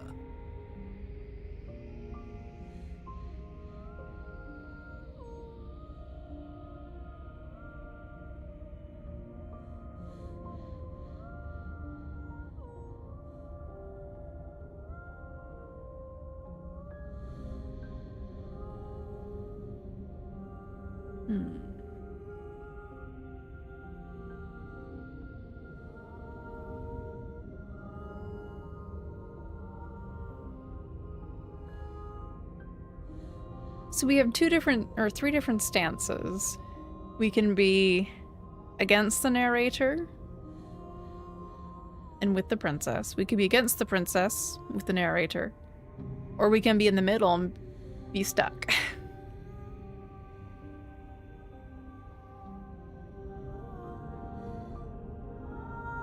And we can go with the angle. With the princess, we go with the angle that together we're whole. Otherwise, we go with the narrative that we're supposed to be separate beings.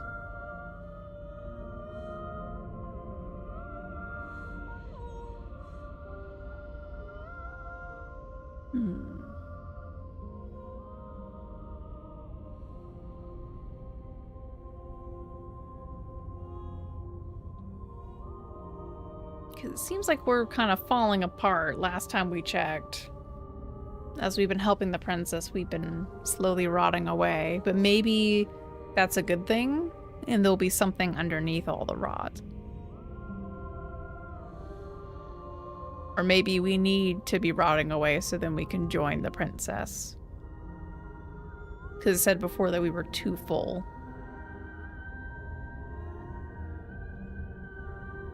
I'm honestly getting sick of the narrator because he's keeping stuff from us. Obviously, the princess gets mad, but she only gets mad when we are obviously antagonistic towards her or when we act untrustworthy. The narrator just straight up lies to us and doesn't tell us that we're going through this multiple times until he's like, whoa, this isn't how it's supposed to be.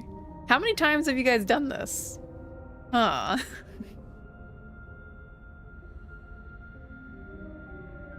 We push back. It may feel like he's everywhere, but presence isn't strength. Otherwise, he would have torn us apart by now. There must be a crack in the walls of this prison. There must be a way for us to be free from him. She's trying to use you. After everything she's done, you should be able to see that. I may not have been around to witness it, but clearly you remember what happened. How about you try remembering how it all felt? You're also trying to use us, buddy. Turn inward and find your freedom.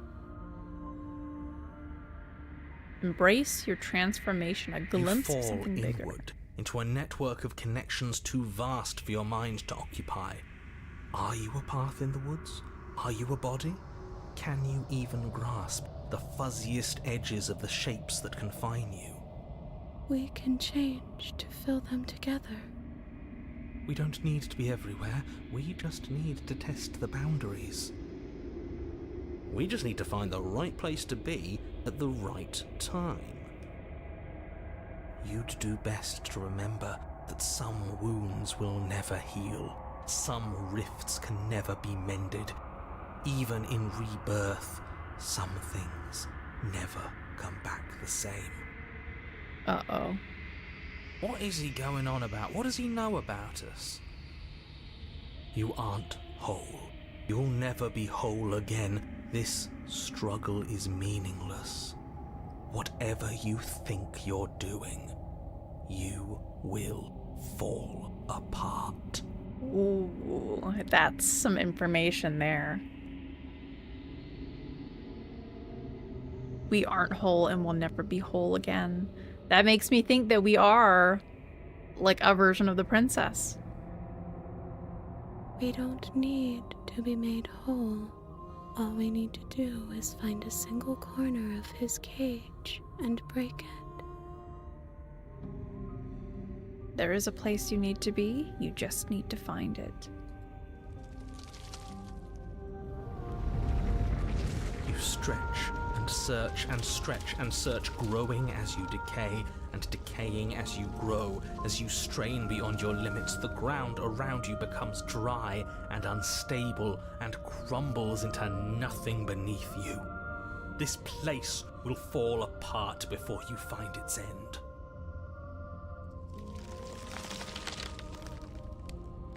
This task, whatever it is you think you're doing, is impossible. All he has are words, and words aren't real. We're real. That's right, I know a loser when I see one. Call his bluff. I can hold us together for a little while longer, so long as you trust me. I trust you. Find the way out. You won't find anything. If I have to starve you, if I have to sacrifice my world to keep the princess at bay, I'll do it. See, he's been saying the last couple times, my world is in danger.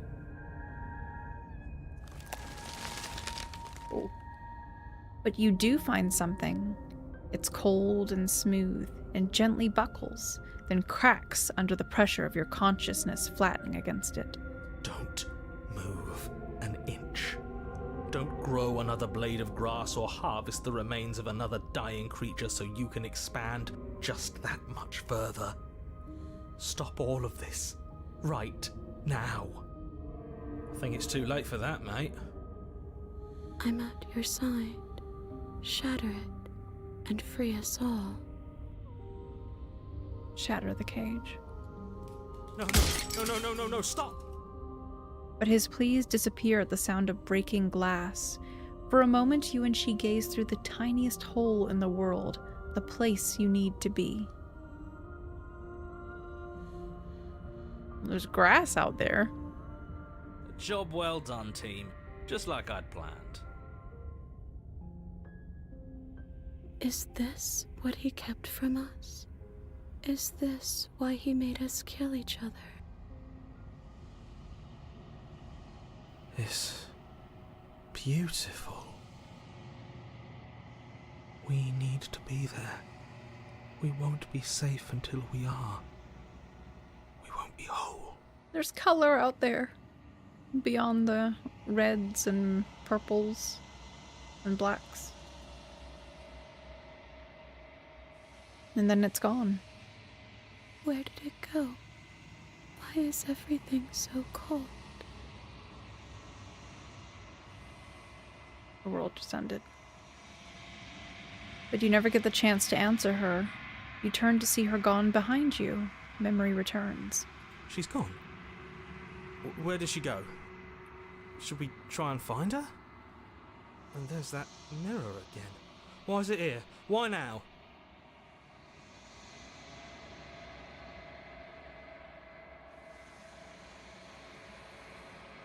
You approach the mirror. This doesn't feel right. It feels different. Final. Oh, is that the last one we need? That thing reeks of death. If they think it's bad, I'm with them. The voices feel small, distant as you approach. Silence as you reach forward. They're gone once again. The mirror always makes them leave, but you need to see what's in it. You've unraveled. Ooh.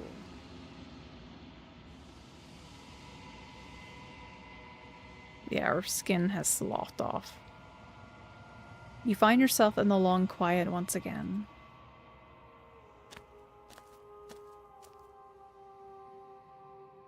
There she is.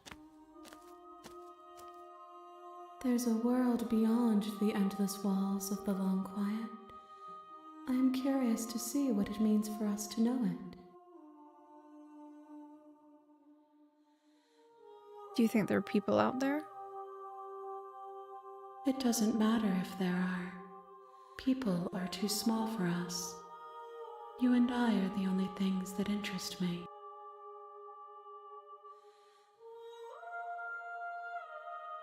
Do you think that anything is real out there? Do you think we are real? We are real. Nothing is an idea that dwells in the absence of something, but nothing cannot exist on its own, and because of that, nothing can't exist.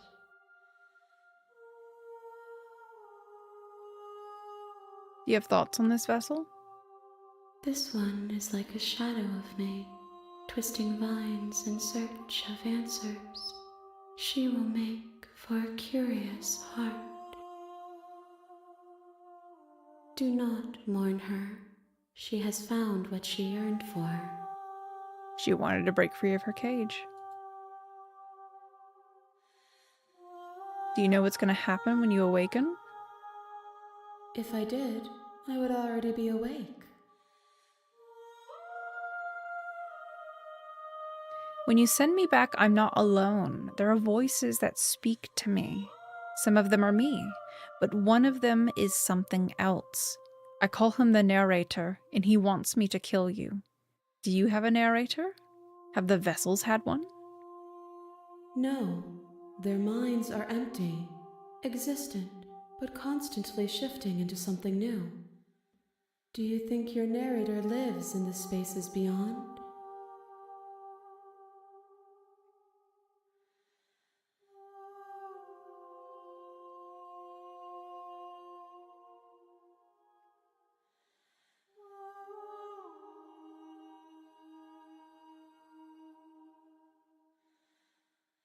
He does, and when I find him, you and I are finally going to have answers.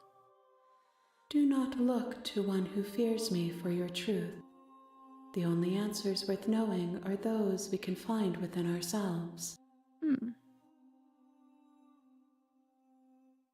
Okay.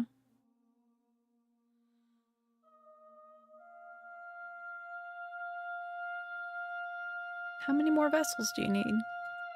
One.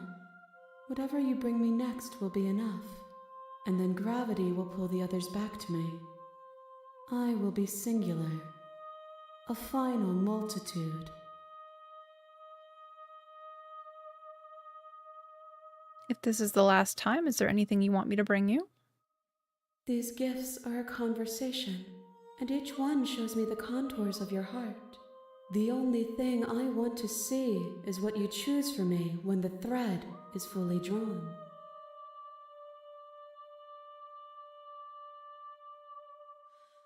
All right.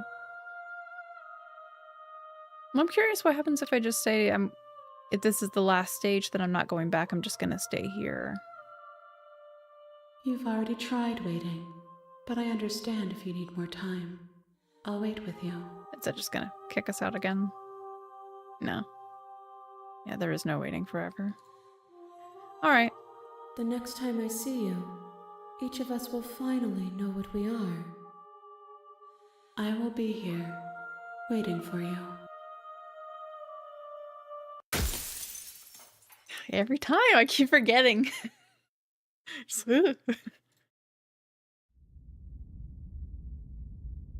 Bring the networked wild to her. You're on a path in the woods, and at the end of that path is a cabin. And in the basement of that cabin is a princess. I was hoping by killing the beast, it would have brought the beast to her. But we got something else. And I know for a fact, based on the achievements, because I was looking and I think it showed me like one of the ones I didn't have yet, even though I didn't look at the full list. And I know that the beast is one of them. That's all I know. Is that we can get that one. I'm sure we can get like every stage of them probably to her. You're here to slay her. If you don't, it will be the end of the world. All right, buddy.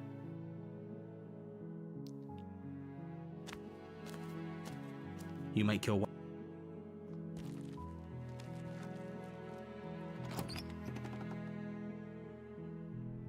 The interior of the cabin is all...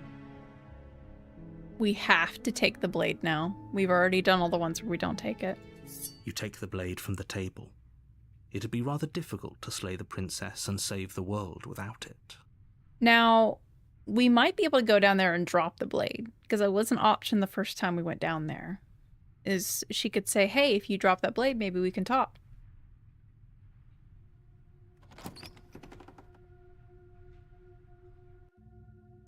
The door to the basement creaks open, revealing a staircase faintly illuminated by an unseen light in the room below. Her voice carries up the stairs. Who's there? And she's like already apprehensive. She sounds dangerous. It's almost as if she's the one in charge down here. Don't let it fool you. It's all part of the manipulation. I'm just gonna say, hey, I think I'm here to kill you. Oh, are you now? Why don't you come down and let me take a look at you? Great job. You gave away the element of surprise. Good luck, hero. You walk down the stairs and lock eyes with the princess. There's a heavy chain around her wrist, binding her to the far wall of the basement. Now, we already know she can chew her arm to get out. She's so coldly beautiful. Is she really a threat to the world? Focus on the task at hand. You weren't kidding when you said you were here to kill me.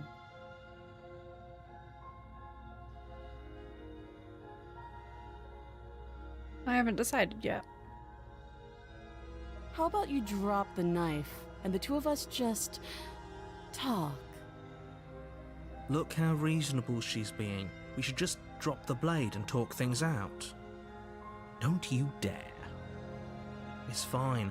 We can decide what we want to do after we talk to her. Maybe she really is a monster, but killing someone in cold blood isn't very becoming of us. Drop it. The blade tumbles out of your trembling hands and drops to the floor with an unceremonious clang. Thank you. Against your better judgment, you step forward to speak with the princess face to face, unarmed. We'll be fine. I don't know what you're hoping to accomplish here, but I can assure you there's no reasoning with her. Just make sure you don't forget about the blade on the floor. You're going to need it. So here we are. What an awkward start to a relationship.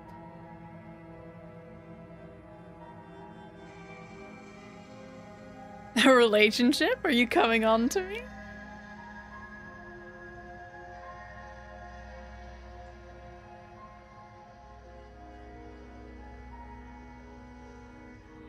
I'm gonna ask her what her name is. Again. She hesitates before answering. You can address me as your Royal Highness, or Her Majesty. Any honorific should do, really. Note the lack of detail. You can't trust her.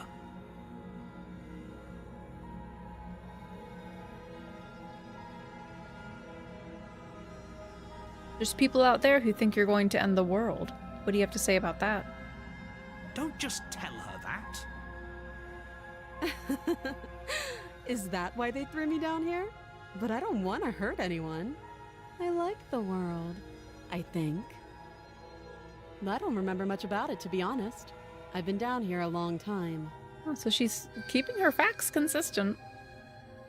Just how long has she been down here? If I'm supposed to be capable of ending the world, then how did I wind up here, chained to a wall? Have they told you why I'm allegedly so dangerous? She's making that face again.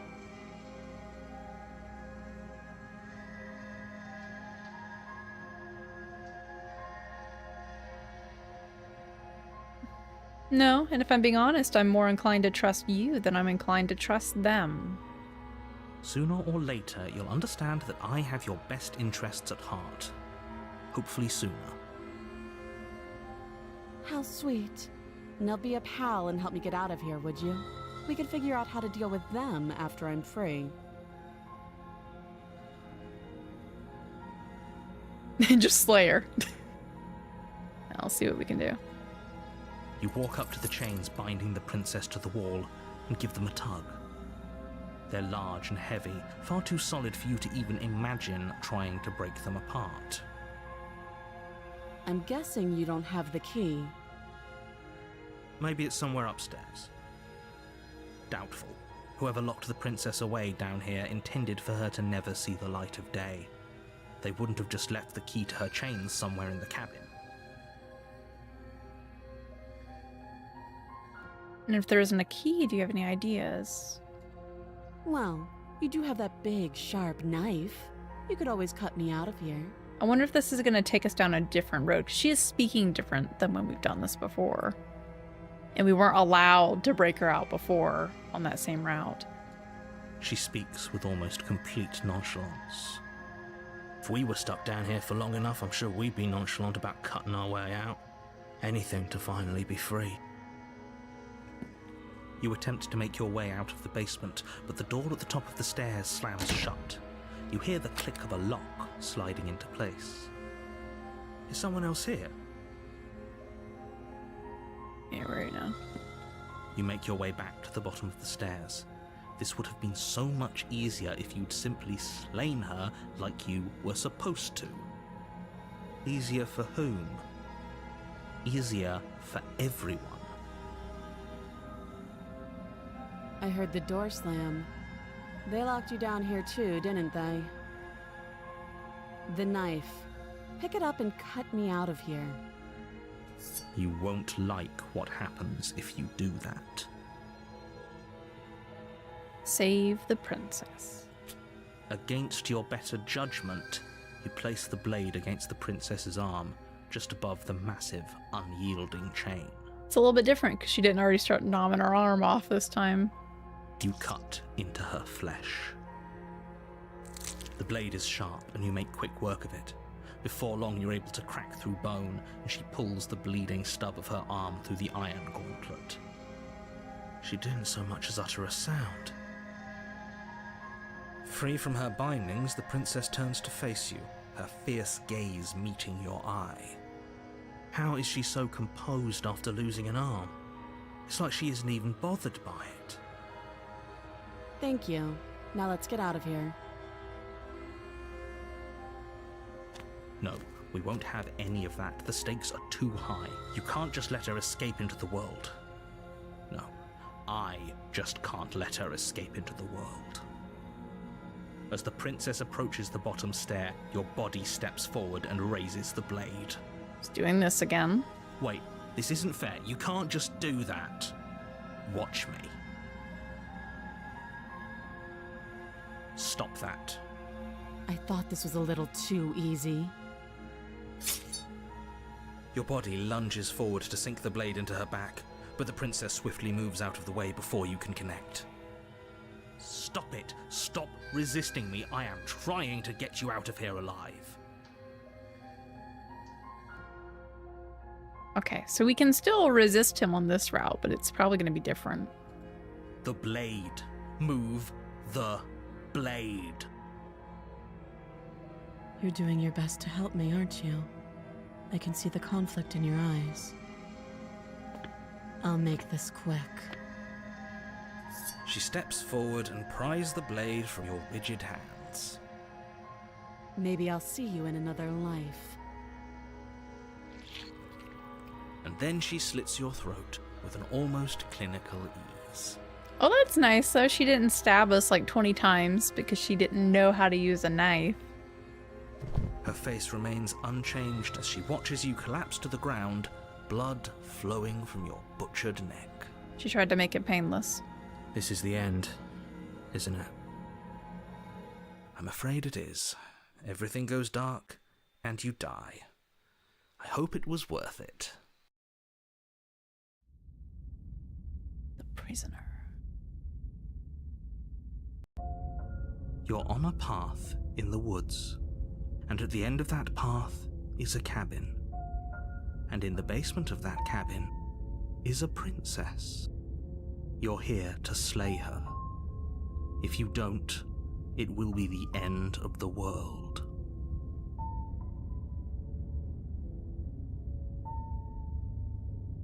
My tricks? What on earth are you talking about? We've just... Don't forget what he did to us the last time around. I wouldn't trust a word out of his mouth. There's got to be a way out of here, for us and for the princess. We just have to keep trying. I'm inclined to agree. If he doesn't remember what happened last time, maybe it's best to keep it that way. You know I can hear you two, right? And as far as trying to help her goes, need I remind you how catastrophically dangerous... Yeah. I always just do it so I can see which voice we have with boy. us. Before you go any further, she will lie. Yes, don't believe a word she says. Just go in, take the knife, and do what you're supposed to. Wink. Did you just say wink out loud? No, I didn't. Wink. Just ignore this clown and focus on the princess. Well, he can't exactly wink, he's a voice.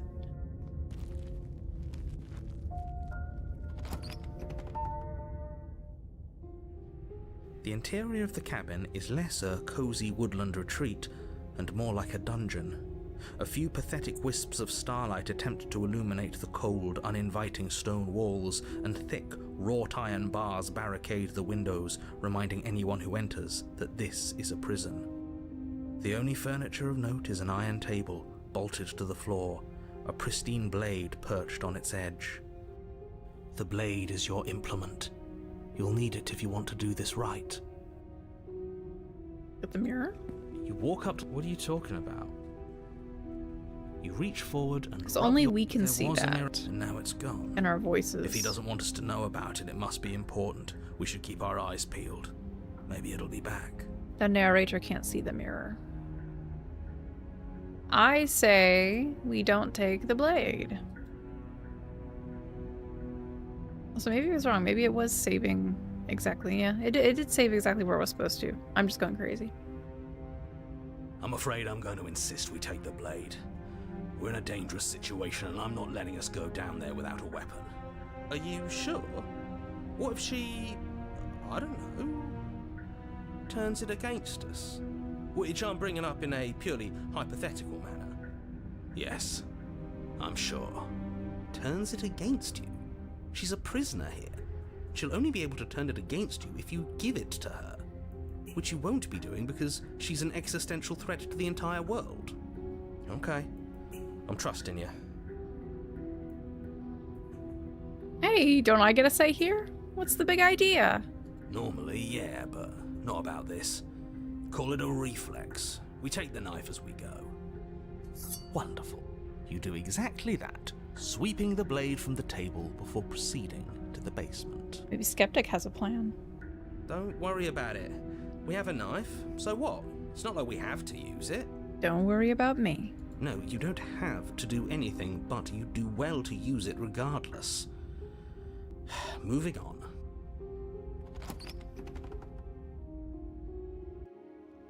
The door to the basement creaks open, revealing an old stone staircase. A few sputtering torches attempt to vaguely illuminate your path, dancing across glimmering patches of slimy moss on the stone steps. If the princess lives here, slaying her would probably be doing her a favor. This is similar to when we freed her nicely before and we resisted. She was in a castle, like a nicer castle though. This one's, I don't remember if there was like slimy moss and stuff. It's a little less nice. Her voice, harsh but controlled, carries up the stairs. Is that a visitor I hear? Please, come downstairs. It's been a while since I've had company. Does she remember us? You walk down the stairs and lock eyes with the princess. She looks up at you, the heavy collar around her neck clanking loudly as she moves. The chains binding both her wrists to the far wall, joining the metallic chorus as she adjusts her hands in her lap. Ooh, yeah, this time she is definitely chained up. She ain't gnawing her arm off out of that one. She'd have to gnaw her own neck off somehow. Should we be worried about the one around her neck? Why would you be worried about her restraints? If anything, they'll make your job easier.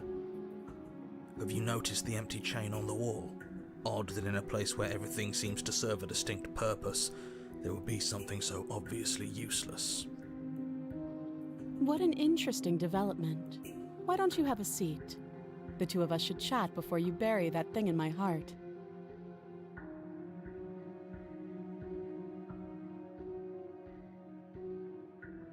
could just offer to leave her here. Yeah, let's sit with her. You step towards the princess, but she stops you before you get too close, holding up one shackled hand. There's fine. I'd prefer we keep some distance until we've sorted this out. That's reasonable. We do have a weapon.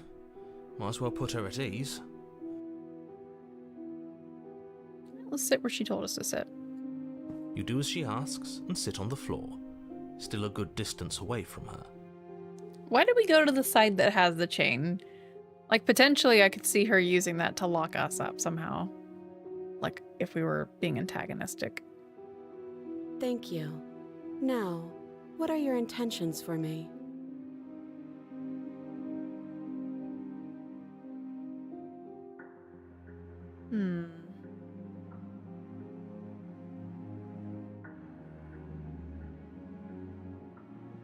You're not much of a threat. Bye! What happened after I died last time? Oh, are we talking about that? I thought we weren't going to give away the game. But sure, I'll fill you in. Regrets.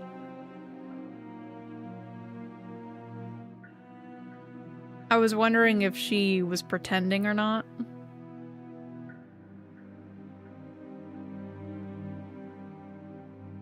Nothing happened. You died. I went upstairs. I couldn't leave. I found myself in a new place in chains again. More of them. And now you're back. Is that really all she knows? It's not like we have much of a clue about how things work. And she's probably even more in the dark than we are. You're looking at me like I might be hiding something. I'm not.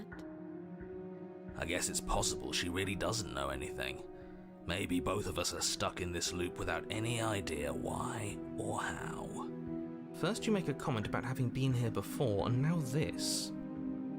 As much as I would like to remain in denial, it's no use. This has complicated things. I think I don't like that.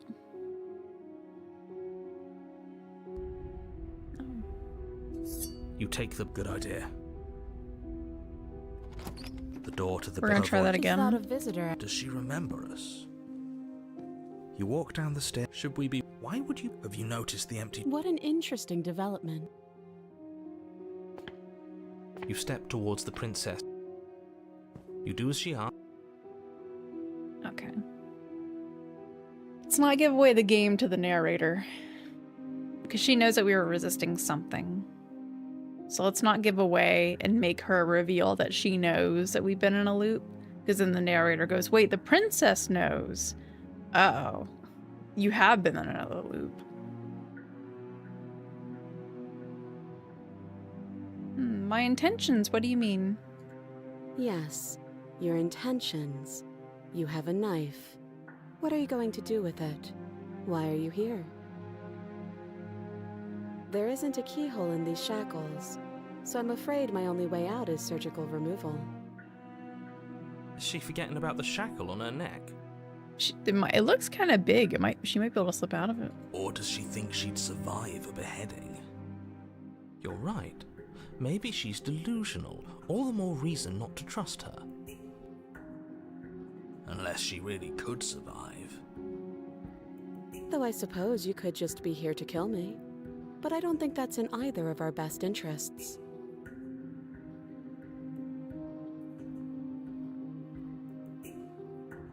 How am I supposed to cut you out? If you didn't notice, your head is in a shackle too. No. Like I trust you to come any closer with that knife. All you're going to do is hand it to me and watch me work.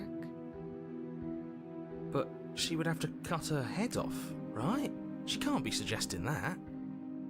She certainly seems confident. Maybe she knows something we don't. Maybe she can just chop her stuff off and just plop it back on. Or maybe you should consider the most likely scenario. She's bluffing so she can disarm you.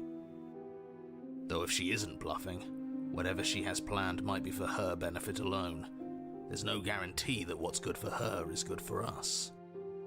So, what should we do? I don't know. I'm just spelling out our options, listing the pros and cons. Then let me help you. I'll start with the cons. If you're handing her your weapon, the cons are that she might use it to escape and end the entire world, and she might use it to kill you. I didn't fill up my water before I started streaming. That doesn't sound great. What about the pros? There are none. The pros are that we can't trust him, possibly even more than we can't trust her. And whatever she has planned could do something to mess with what he has planned. Or maybe they're both screwing us over in their own ways.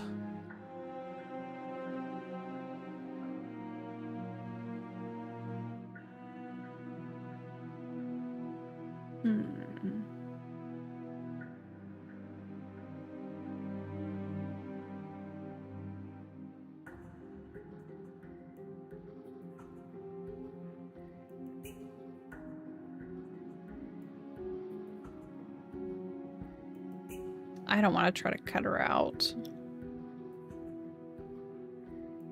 I feel like she has some kind of plan on how to do it.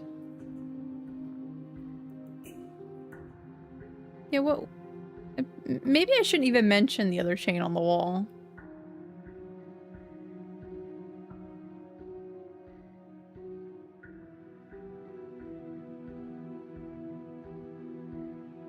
I would just hope that if I give her the knife, she doesn't cut herself out and then she pushes us against the wall and makes us the prisoner here. Though that won't really work anyway. Even if she were to use that against us, she still wouldn't be able to leave. Yeah. Okay, I'm trusting you. Slide it over. No, absolutely not. I am not letting you hand your only weapon over to the world-ending princess. Until you come up with any other idea, like, say, I don't know, doing your job and slaying her, you remain rigidly in place. Do you think this will work? Interesting that you're only having us remain in place. It's almost like there are very real limits to your power. I don't know what you're talking about. The world ends if we fail, right? Her killing us might not be our only failure state, if you catch my meaning. I don't know where you're going with this. Could you explain? Yes, explain it. Sure. I'm insinuating that we could kill ourselves. Ruin this whole thing. You wouldn't. I'm not afraid of dying. Are you? A little. You got your point across. Fine. You slide the blade across the floor. The princess maintains unsettling eye contact as she reaches down to pick it up. Thanks. She pulls up her hair, smiling slightly as she raises the blade to her throat. What is she doing? She doesn't say another word as she cuts into her own neck. I mean, I don't think she feels any pain. I think the only thing that kills her... I don't know, certain things kill her and certain things don't. Like, we know a stab through the heart will kill her.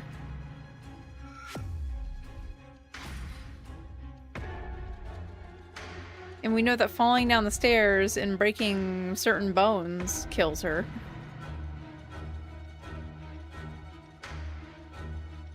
It's almost like if she gets in a state where she can no longer move, that's when she dies. We've also dealt enough wounds to her where the narrator has said that we probably killed her. No. Let's just watch. Her eyes stare forward, unblinking, as she saws through skin, veins, cartilage. At last she reaches bone, the blade grinding audibly against her vertebra as it continues to slice its way through her neck. I'm not finding this as crazy given she's just gnawed her own arm off before and she's been fine. I'll be damned. She's actually doing your job for you. Why would she do that? Because she probably can't kill herself. We're probably the only ones that can kill her. Huh. So that's her play. Killing herself? That's why we can't cut her out. Because if we were to cut her neck, that would kill her. She isn't dead yet. Finally, you hear a snap. Her eye twitches. Ugh. There's an uneasy silence. She remains motionless for a long moment, her twitching eye the only movement in the room, until at last it stops in an unsettling half-wink. Her head twists slowly to the side, flopping to her shoulder, and her neck opens. Ugh. The remaining tissue is not enough to hold the weight of her severed head. It stretches and tears until finally it falls to the floor, completely free. It bounces a few times before rolling to a stop at your feet. Oh no, oh no, oh no, what did we do? Can we put it back? Please tell me we can put it back. The princess's eyes stare up at you, dead. Congratulations! You saved the world. Huh. So I guess that's it. What a way to go. But she is gone, isn't she? I don't think so. I hate this. Can we just get out of here now, please? I think she can only die at our hand. And she can only leave with our willingness. Of course, the princess is slain and the world is saved. Whenever you're ready, you can proceed to your reward. Now hold on, she's dead. So what's the rush? What's your angle? I don't have an angle. I'm just looking forward to putting all this behind us. I'm sure you can understand that. Look, I'm just not ready to put my guard down. It's best to keep sharp. She wouldn't have done all that without some kind of a reason. She's left us with this dangling thread, and I need to know why.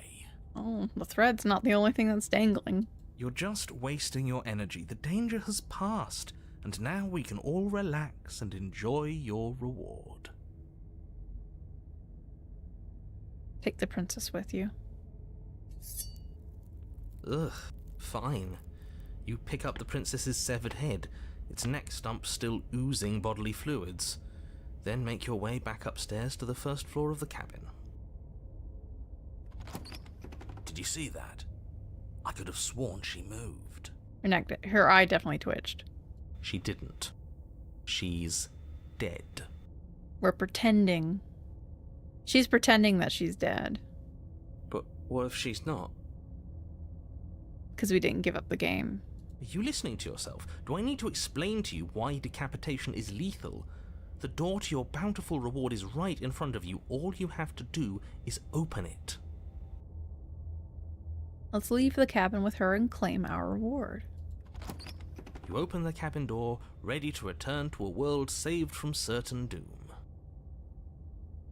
Only, a world saved from certain doom isn't what you find. Instead, what you find is... Wait, no, that's not right. Well played. Free your prisoner. This is the end of the world, isn't it? I always thought I'd at least have time to explain myself before I had to watch it happen. It's already... over? Is he gone? But we're still here. Maybe it wasn't the end of the world after all. Maybe it was just the end of his. Thanks for carrying me up here. I had to take it on faith that you would know what to do. I'm glad I was right to trust you. So, this is the outside.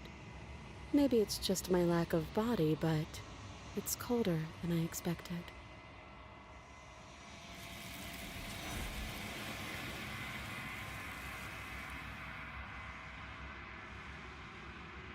Oh, doop, doop, doop. But you do not get the chance to respond, nor will you ever. It's time to leave. Memory returns. She's gone. Where did she go? Should we try and find her? And there's that mirror again. Why is it here? Why now?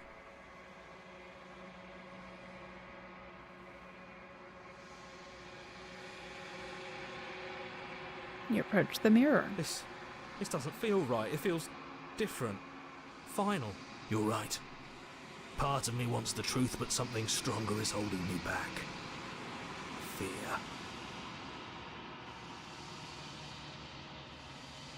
That's a reflection now.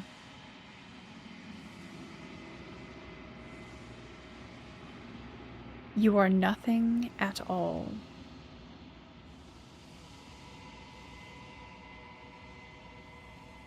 But that isn't right. You can't be nothing. You refocus your gaze and then you see it. A figure, faint and veiled in shadow, just beyond the reflection. Oh, wow. Burb. Are you me? I think you know what I am. It's a narrator. Oh no.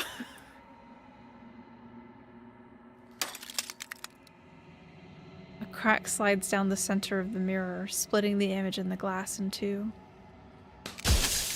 And then another crack forms, and another, turning the mirror into jagged shards of broken glass.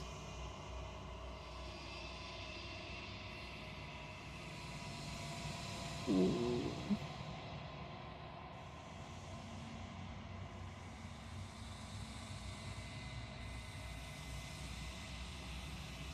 So you're the narrator. I was wondering if I'd ever get to see you. The narrator, yes. I suppose that's my job, isn't it? You needed help, after all. An objective voice to guide your blade. But you were never supposed to see me. I wonder how many worlds you've damned to extinction to fall this far. He's a crow with teeth. Ugh. We only have so many questions we can ask. Oh no. I suppose I probably should make a save here. Are you something like me? If you're not me, then what are you? I'm not gonna waste my time by saying I have so many questions. Does it hurt when pieces of you break off like that? I'm sorry, I don't want to destroy you. Will it help if I look away or stop asking questions? Yeah, no, it's too late for that. Every time I ask you something, it's like a piece of you breaks. Are you a part of me or are you something else? That's a good one to ask. I met you many times. Have you been the same you all along? Obviously, we weren't supposed to see all this. You know, where are we? Destroy the mirror. Yeah, are you a part of me or are you something else? No, I'm not a part of you. But that's all a matter of perspective, isn't it? From one vantage point, I must seem wholly foreign, but from another, well, all the versions of me that have existed have collectively heard your every thought and driven your every action. If that isn't being part of you, then what is?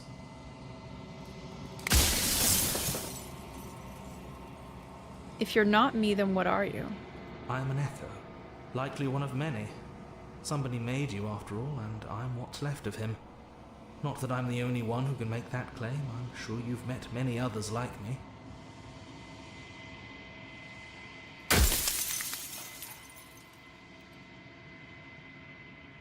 Others like you. You said something like that before. Has every narrator really been different? Of course. That is by both necessity and design. This construct you're in exists in many places at once. Any time you failed, any time you thought yourself dead, it would restart and shunt both your consciousness and hers into another world.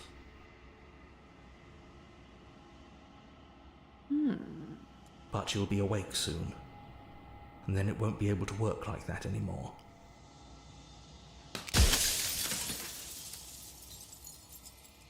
Do you have anything to say for yourself for all this hubris? I do. The people out there are real. No matter what you do to them, no matter what you enable, I want you to remember that. After everything you've done to us, do you think anyone deserves to live? Nobody alive has done anything to you. I'm all gone. But if you and the princess want to smite the rest of them for the crimes of a dead man, if you really want to be that petty, there isn't much I can do to stop you.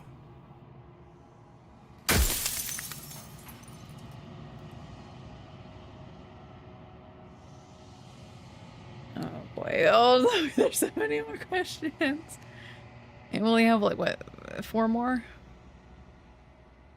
You know about the looping. So many times I've met you, you've denied it as a possibility. Why did you lie? If you made me, then what am I? What is the princess? Did you make her too? People out there beyond the walls of the construct, do they know about this? Do they know what you want me to do to them? And what is my true identity? Of course not. The only way this construct could function was if nobody knew what it was doing. But the bones of the universe are old. We have 5 questions. It's on the cusp of its dying breath, and the people out there are consumed with thoughts of oblivion. When the patterns are wiped from the sand, when the board is reset, who will remember them? All I've done is give them a chance to live outside of the shadow of the end.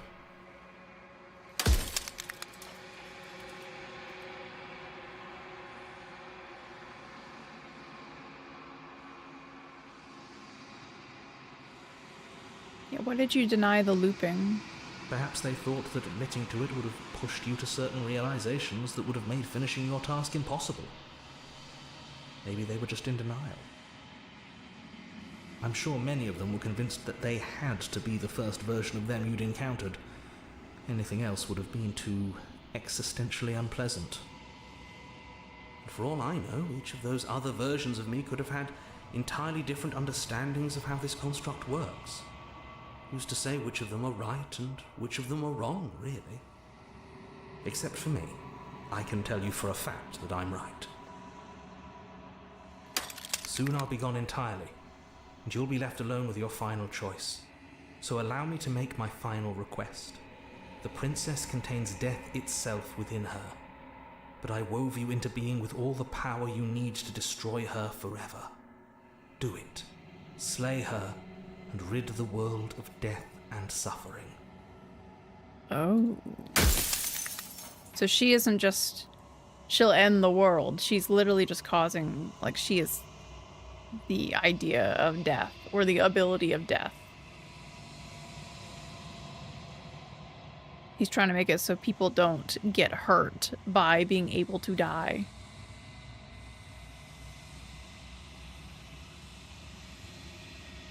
Yeah, why is he suddenly so open? Yeah, I want to know what my true identity is. I want to know what the... we know what the princess is, he just told us. She's... apparently, she contains death itself within her. So we have an idea, at least. You're the long quiet, the god I made to rid the world of death. Shit.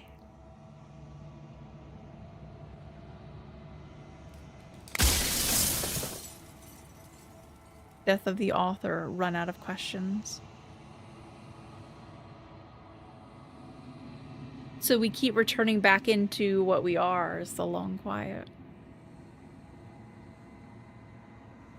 I think you're out of time. I'm not going to slay her, and I want you to know that before you die for good. Rest easy, I'm going to destroy her. Lie! Rest easy, I'm going to destroy her. I haven't decided what I'm going to do yet. I still have to see what she thinks about all of this.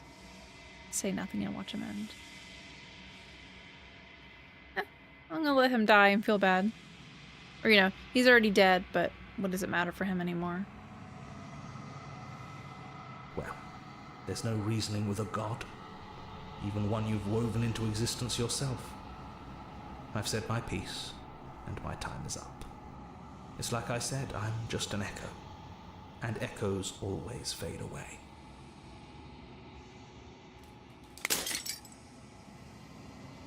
As the final fragment of glass shatters, you see yourself with newfound clarity.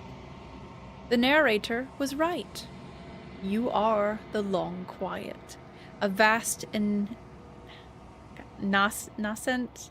Oh gosh, I'm covering. I keep forgetting I'm covering most of the text, but no matter where I move, I'm covering it, so it doesn't matter unless I move myself over there and flip myself. Whatever. We'll shift up a little bit, I guess, for a second, but she's gonna end up talking, and we're gonna be covering it, so whatever. One day, maybe green screen me will exist. and that'll help with some of this, but I don't know. It's gonna be hard to light it at this conditions. Is it nascent? I think it's nascent. It bothers me. There's a Final Fantasy 13 song called that word, Nascent Requiem, which I think is the final boss theme. I don't remember what it means. Is it all-knowing? Let's look it up together. We've seen that one more time in this game.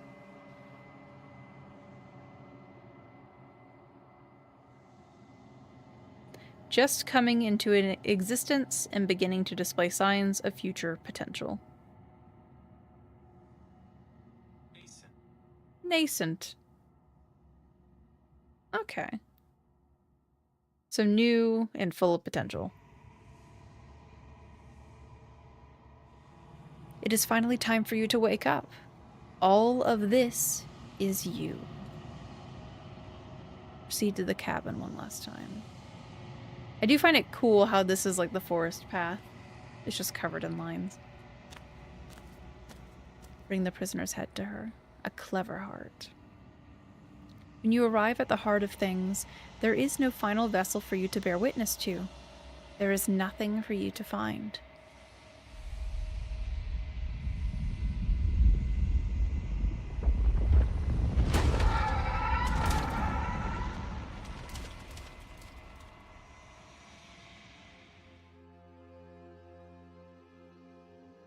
Well, I can finally see you, and you can finally see me.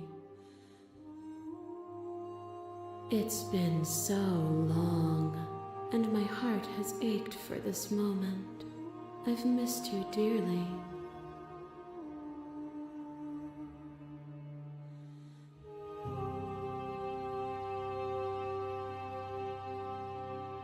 I'm the lone quiet, but I don't really know what that means. Names are their attempts to capture that which cannot be captured. They call me the shifting mound, a pale imitation of what I actually am. Do you know about the echo? Did you hear our conversation?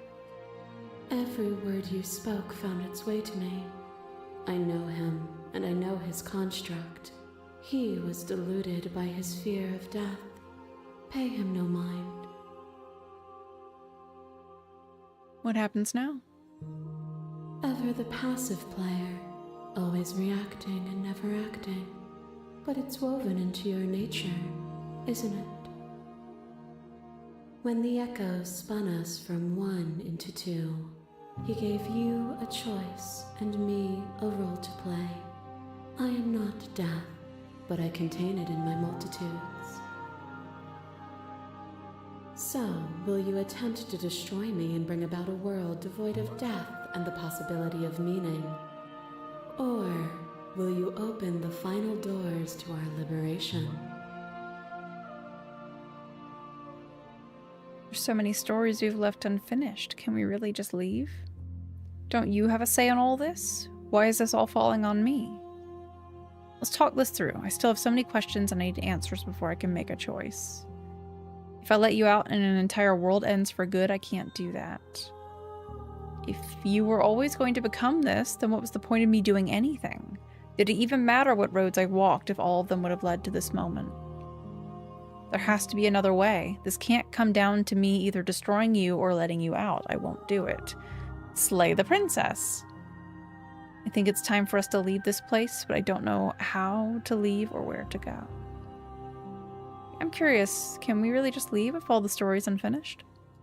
Even as your eyes begin to open, you still hold on to the notions of is and is not, of beginning and end.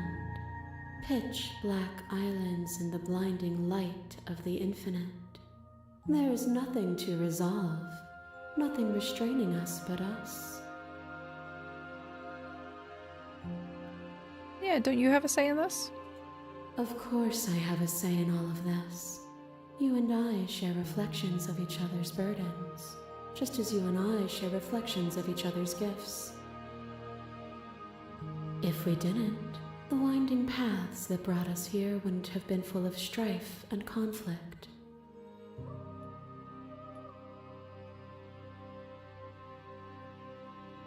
Yeah, what was the point in doing anything?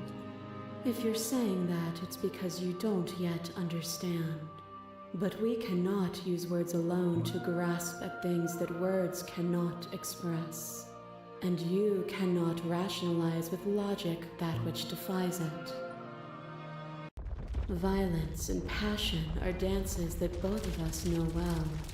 If this is what it takes to enlighten you, then so be it. Oh. To question everything is to deny the truth in front of you. To live alone within the caverns of your mind is to trap yourself in them forever. But you found me, and we chose to trust each other for no reason than the sake of believing in something that wasn't us. Okay, so she's explaining each path. Okay, hold up. Can I get a recap? Hold on.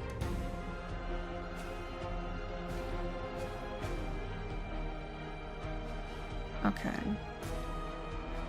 To question everything is to deny the truth in front of you. To live alone within the caverns of your mind is to trap yourself in them forever.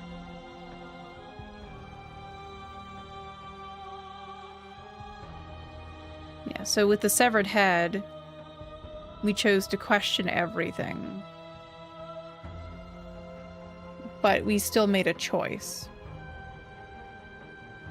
We chose to trust each other for no reason than the sake of believing in something that it wasn't us. Because we knew that the narrator wasn't us, and we chose to just do whatever is the opposite of what he wanted. Shared skepticism blossomed into freedom, but we needed to walk a path together to bloom. Would you stop our journey now that you've seen its beginning?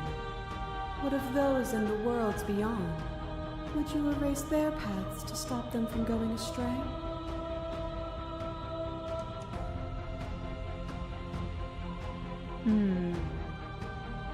Oh, this is interesting. We can address this vessel's statement directly. Appeal to your shared humanity. You speak about life and death and change and stagnation, but that isn't what any of this has been about. Reject her authority. You've done nothing but lecture me since the minute I got here. Argue your independence. You act as though the world can't exist without you, but I've existed without you. Reject her perspective. I won't engage with an argument that favors death and suffering. Interesting.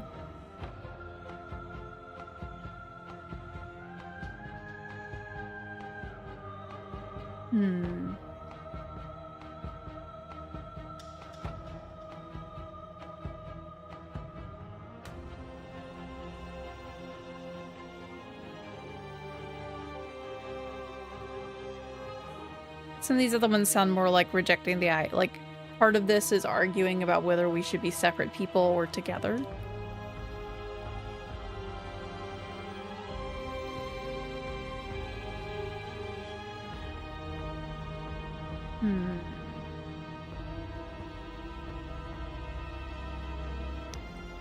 I'm torn between these two. You speak about life and death and change and stagnation, but that isn't what any of this has been about. I feel like that's not necessarily true. This has all been about life and death, whether you kill the princess or you want her to live, and whether we stay stubborn in our ways or we decide to change and do something different. That's always been the struggle of like, will you believe me or won't you believe me? Like, I did something wrong. Will you change or are you just gonna be against me for this entire path? So, what does addressing it directly mean? Okay. The path is just a metaphor. I want to protect them. I don't want to keep anyone still. What does the path matter if it always ends? So, like, is she challenging, like, she's presenting a perspective. Are we supposed to challenge her?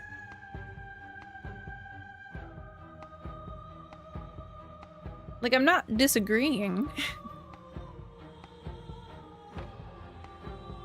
I guess we're supposed to explain why we did what we did on the path.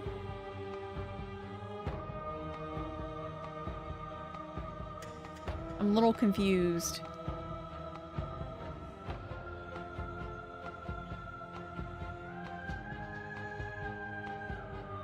Because this is almost, like we said, like, what was the point in all of this? And she's saying, you know, would you stop our journey now and not join with me? And thus, without the prospect of death and such, are you going to cause everybody's growth and potential to stagnate? I mean, I don't want to keep anyone still. I don't care about this one, because that's just life, you know?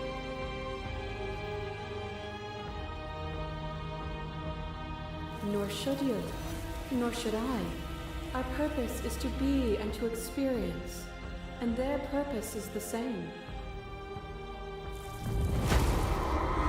A web of nerves, lain upon a web of nerves, lain upon a web of nerves. The shade of a beautiful beginning we can never return to. Where did you end and I began? When you felt what it was to be me, we held on to each other and pierced the veil of truth. Will you abandon that curiosity now that we are no longer joined in physicality?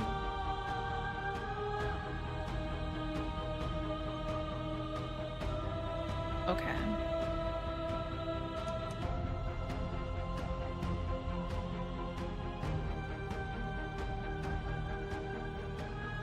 Okay, yeah, so this is literally a fight. There's no need for us to keep fighting. I'll leave with you. I just don't know how.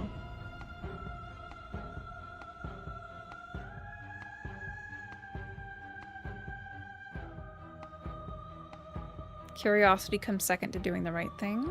I still want to know what's out there. I miss what it'll be back together. I do want to know what's out there. I'm curious. Then leave with me, and we will see it all together. Like, I'm not saying I'm not gonna leave with her. I was just wondering what the point of everything was. I'm not saying, hey, what was the point? I might as well just kill you here now.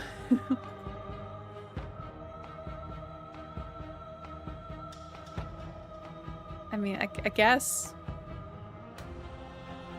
If you need more time to open your eyes, then I will give you all the time in the world. A trick behind your back and a trick behind mine. We dance, revolving and revolving around each other, but forever stuck in place. We both move and yet we both don't, for each of us watches the other instead of ourselves. But forever is not forever. I move and you react and both of us break the other. But broken is only a moment in time. To change is to hold the potential to rise above. Would you limit yourself to what you are now? Or would you like to see what you might become tomorrow?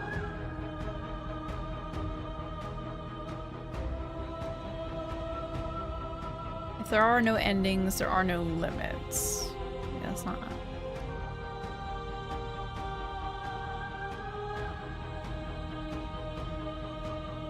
You betrayed me. What potential was left for either of us to rise above?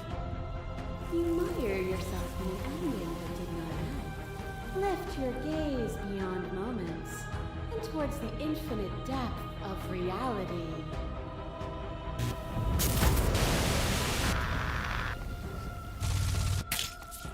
Your lever I tried to stake into your body, and another, and another, and another.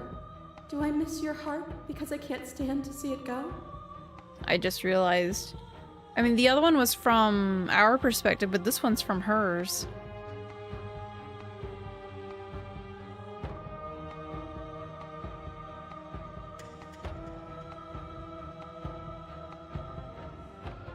Love melted into skepticism, and you pulled back layer after layer after layer, until all you were left with was the knowledge that you did not know me. You sought the truth then. Will you hide from it, now that it is within your grasp? My thoughts alone were enough to reduce you into nothing. I mean, that sounds like... Like, I'm wondering what the point of this fight is, in a sense. Like, we're showing her our perspective, like, we're fighting, and I don't know why the fight exactly started.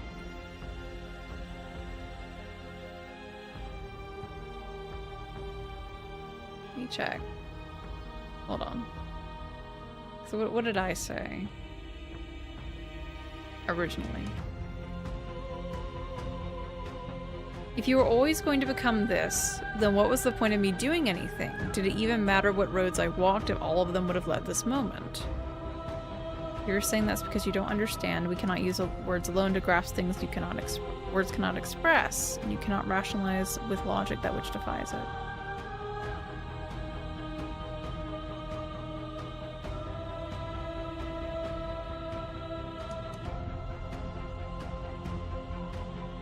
Yeah, in this case, my thoughts alone were enough to reduce you into nothing.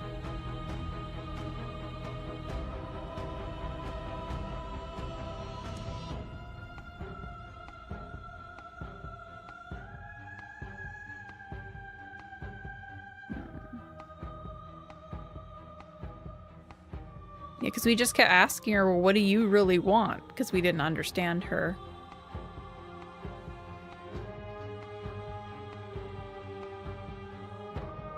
My questioning of that was enough to just reduce her until she broke.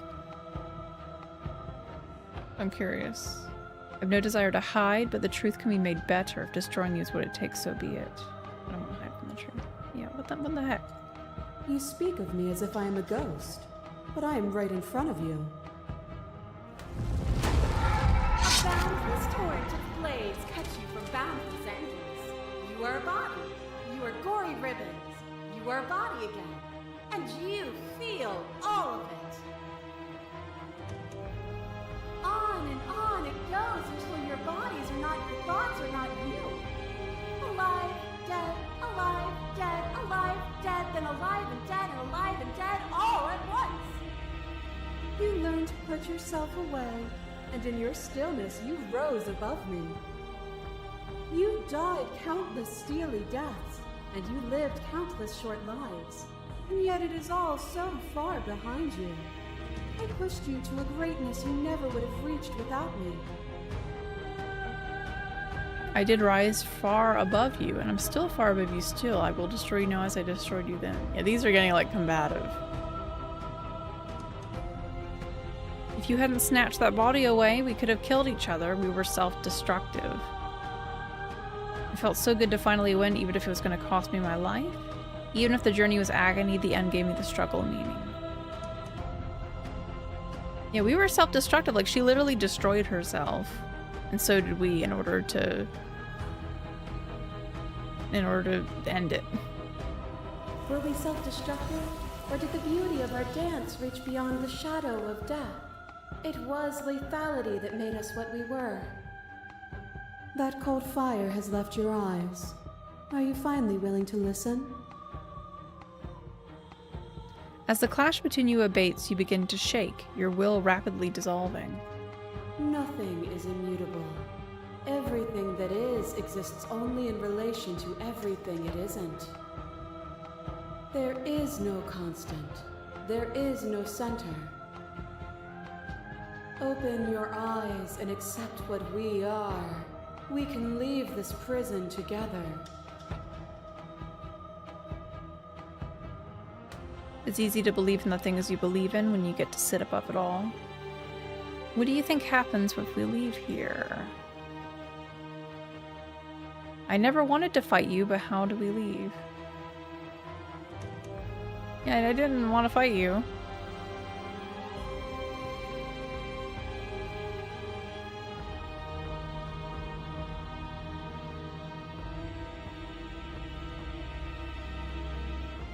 I don't know what the answer is, but there has to be something else. It can't be this. I won't kill you, but I won't let you free.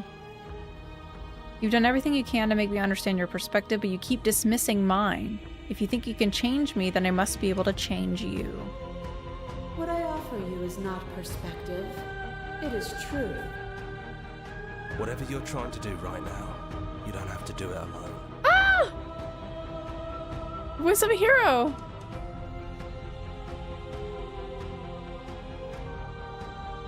The one who's been with us all along. Ooh, bravo. Hey, Jessica. Yeah.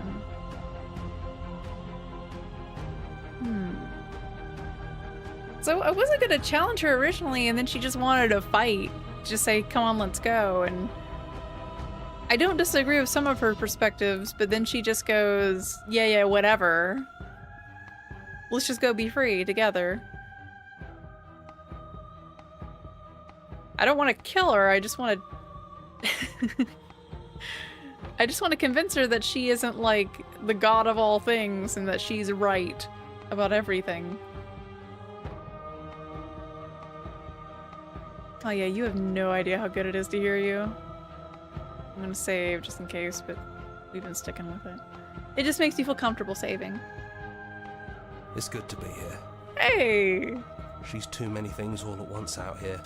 If you want to get through to her, you need some way to get through all of that divine confidence. Maybe divine arrogance. There's still a piece of me nestled close to where it all began. I can take you there. I can take you to her heart. It's time to resume our dance. She's relentless, isn't she? Let's make this quick. Are you ready?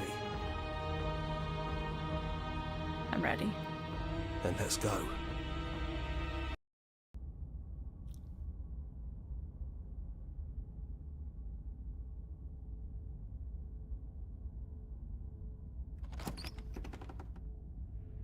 And here we are.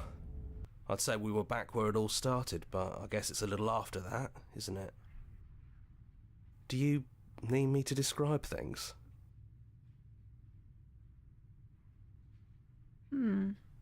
Is it just you and me? Did anyone else make it to the cabin? It's just us. I think the rest of them are still out there, jumbled up in the rest of her. Is the narrator really gone? Yeah, it's dead silent in here. Whatever it was that was left of him, I don't think it could handle you waking up to godhood. Pretty sure he got obliterated. Yeah, good riddance. Yeah, he really put us through hell, didn't he?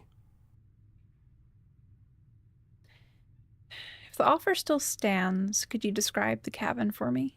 For old time's sake? Yeah, of course. The interior of the cabin is, well, it's a cabin, yeah? There isn't much here, just a table and a knife and a door. And some windows. There's no mirror, either. I think you broke it. Yeah, looks like there's a bunch of hands, hers, outside of there. And I know you're still trying to find some middle ground, but if things go south, we're going to need that blade.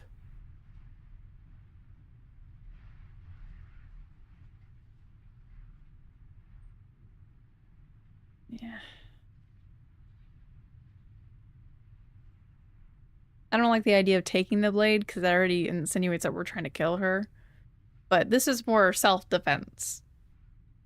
That's probably for the best. It's always seemed to give us more options than not. It hasn't always been bad to take the blade.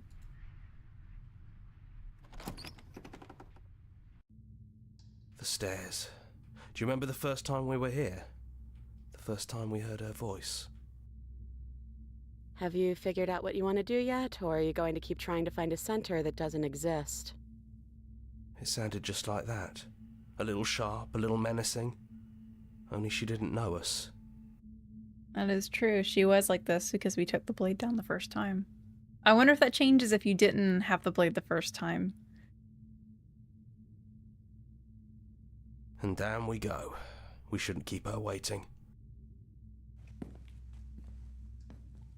And there you are, knife in hand. It really brings me back.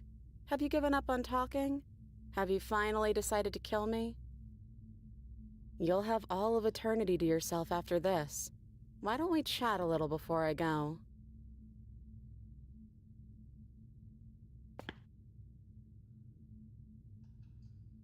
I don't think I want to be a god. Are you the same as you are out there? No. I feel like I'm myself again.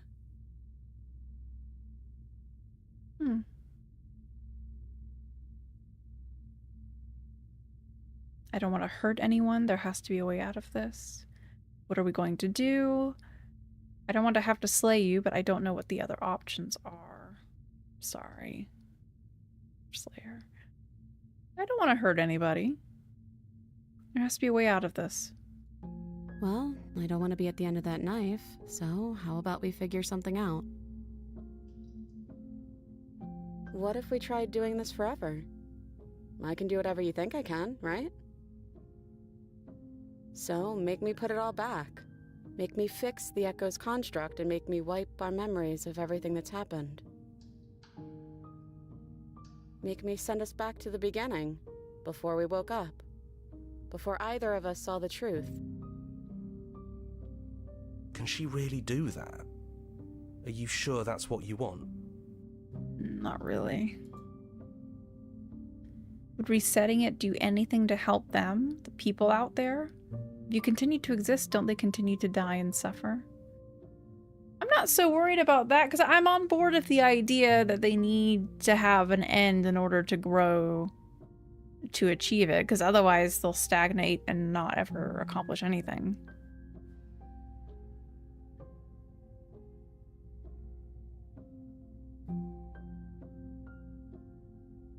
It's the idea about people suffering.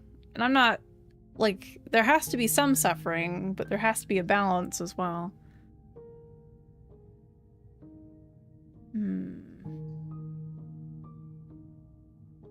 I don't want to forget you. We're going to find ourselves back here eventually.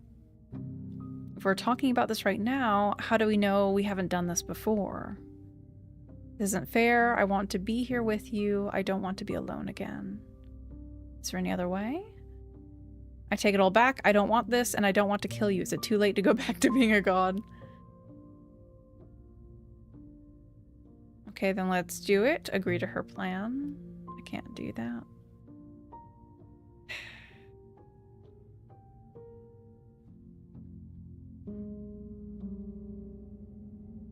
Yeah, how do we know we haven't done this before?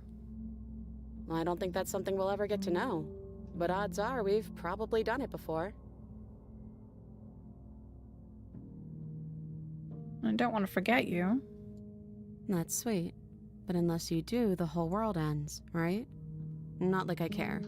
But it seems important to you.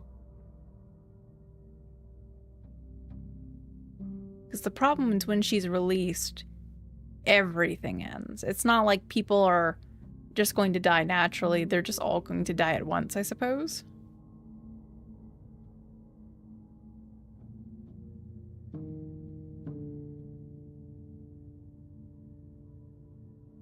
How do you know that things won't end worse? What if when I make my way back here, I'm different and I hurt you? What if I kill you? What if I let you bring about the end of everything? Who cares? We've hurt each other plenty and I still like you. And if you're hesitating, then you must still like me, too. Oh.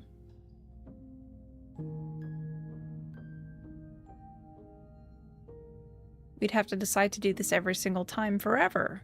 Eventually something is going to be different. What if we change our minds?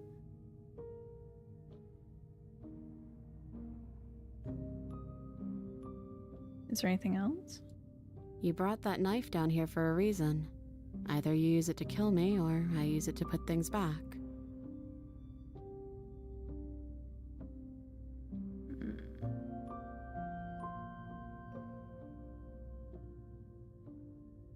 I didn't want to bring it. The hero told me to bring it to give us options.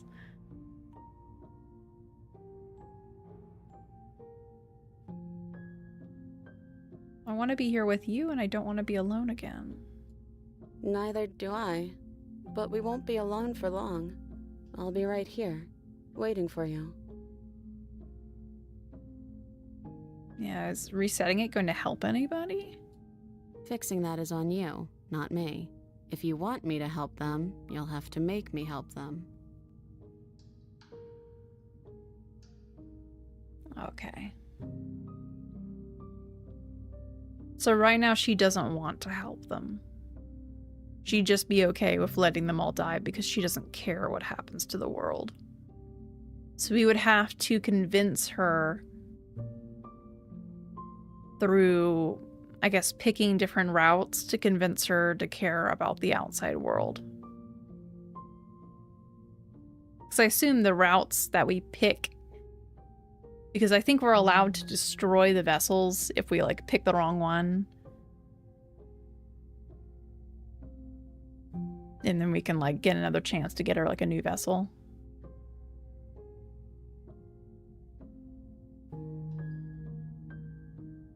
I don't know what that means, Jessica.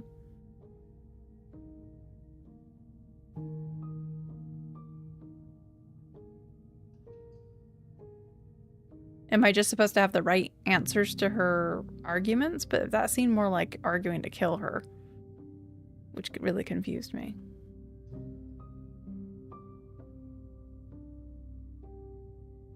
Well, if we change our minds, we change our minds. What matters is that we'll always have a choice. This is just the one we're making now. And if we do, nothing is stopping us from making the same choice. We could just keep doing this forever.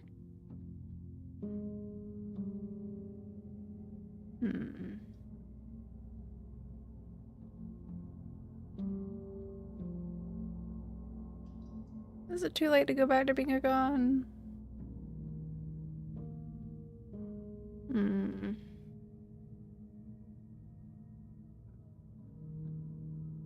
The problem is when she's free, she's okay with just letting the end of the world happen.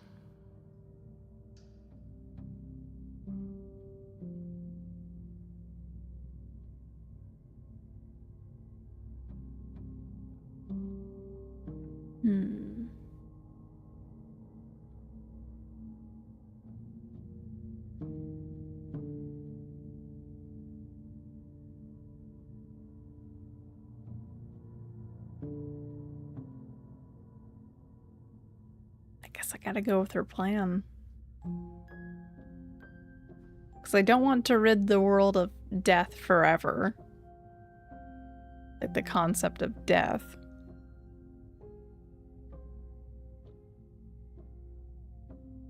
Alright, let's do it. I believe in us. Okay, if this is your choice, then I have your back. I guess I'll see you on the other side. She takes the blade from our hand, a fondness in her gaze.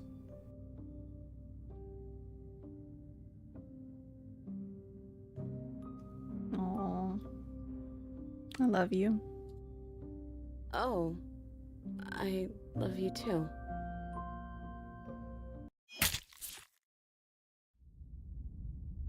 The hero and the princess. You're on a path in the woods, and at the end of that path is a cabin. And in the basement of that cabin is a princess. I'm surprised we didn't get an achievement for that. You're here to slay her. If you don't, it will be the end of the world. I actually can't even skip. That's interesting.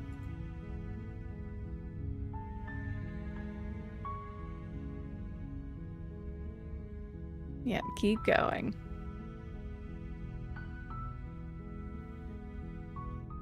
I wonder if she's going to remember. There we are. Never mind.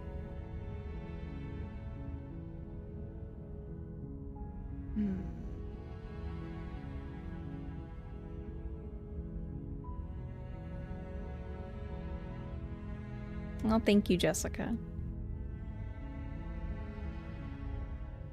Yeah, just keep in mind, I know you're trying to be helpful and all. Most of the questions I have are rhetorical. And even saying little things like that, like saying, oh, just keep going, it does kind of take away from the impact. It makes me feel like I'm being like backseated. Like, I know you're just trying to like give me like a little tip kind of thing. But any kind of bits, unless I ask for like a direct hint. Yeah, I know you don't mean it. That's just, I tend to get like that when anybody tells me like, what to do or hints at something, it's just like a spoiler in my mind, and that makes me enjoy it less because I feel like I didn't like earn the experience of being surprised by something because I was basically told that it was going to happen. That's one of those things. I know you don't mean it though. You're just trying to, you know, encourage me along. Now we're gonna click through these because we have already shown the credits before. I'll say! Finish the game. The good ending doesn't count. Ooh, little bloop. Oh, sorry. Now that you finished the full story for the first time, you've also unlocked the gallery. You can access it from the main and in-game menus under the Memories tab, and it's full of clues that will help you find undiscovered vessels and interactions. Happy hunting. I missed the first sentence. Dang it.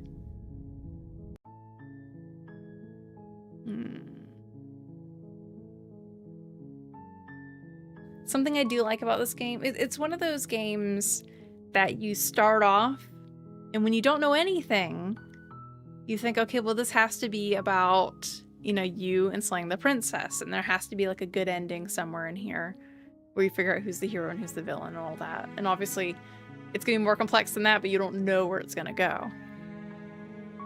In this case, we aren't like all the same person. We're two different gods. One, which is the vast nothingness of, I guess, the universe. The long quiet. And the other one is the goddess who embodies death. Or contains death within her. And so we know, like, in a sense, it lessens the blow. Because we know that killing the princess or not isn't really hurting her. Because we're stuck in some sort of loop thing. We're stuck in some sort of spatial time loop where we know that she isn't really like going to be suffering.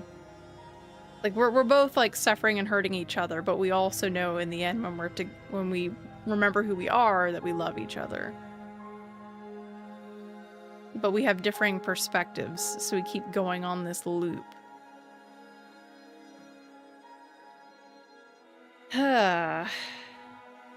We can continue. Look at the memories. Okay, so we have the hero and the princess. Look at all these hidden scenes. You're on a path in the woods. At the end of the path is a cabin, and in the basement of that cabin is a princess. We haven't found the tower, wherever the tower is. We found the damsel. That was the one who stabbed us. Find the nightmare, the prisoner, the specter, the razor, the witch, the beast, the adversary, the stranger. I thought you said she wasn't armed. Get her to break her own chains. Always leave a means of easy egress. You did it! Everything will be so easy if you just did exactly as I say as quickly as you can.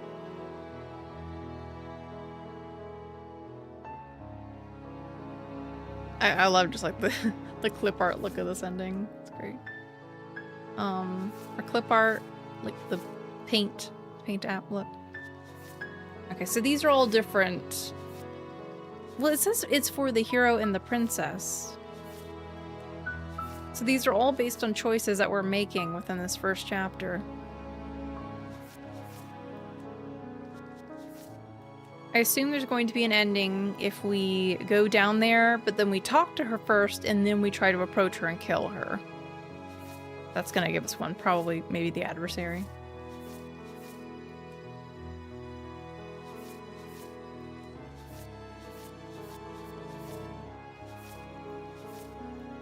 So we have 7 other ones we need to find still here.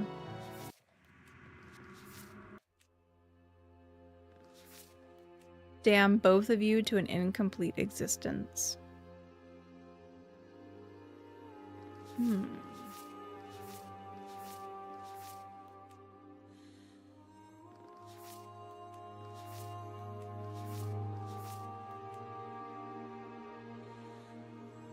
I assume this one is if we somehow get to an ending where I guess the narrator wins. We're incomplete, we don't figure out who we are, and she doesn't ever assemble into a complete person either. I wonder how we get there.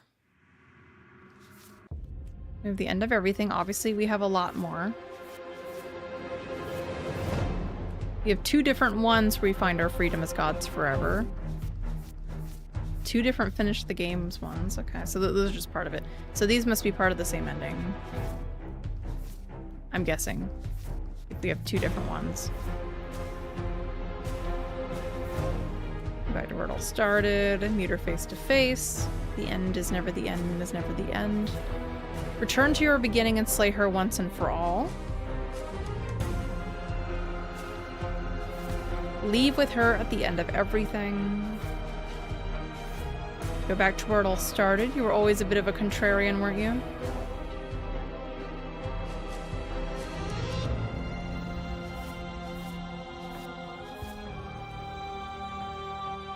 So, I guess that's saying, like, let's leave together, and then you just stab her anyway?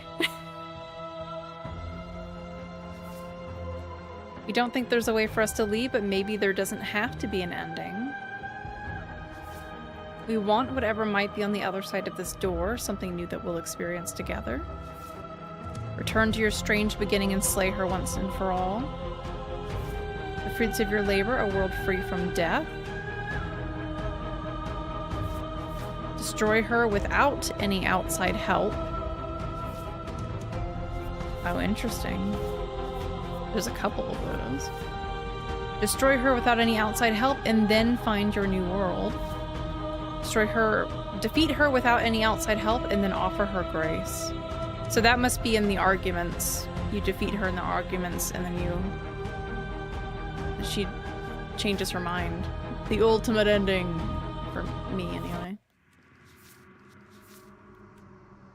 I like all these chibi stickers, though. Gosh, because for, like, oh my gosh. Which one was the Spectre?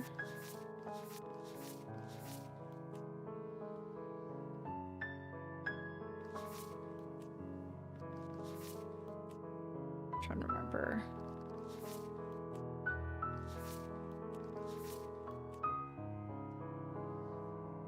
We know the razor, that's the one where she stabbed us too.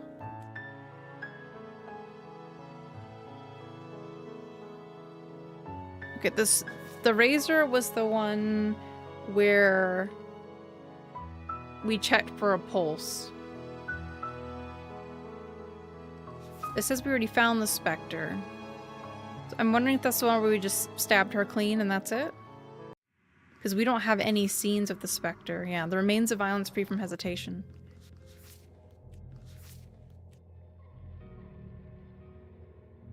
We killed her, and yet she's still there.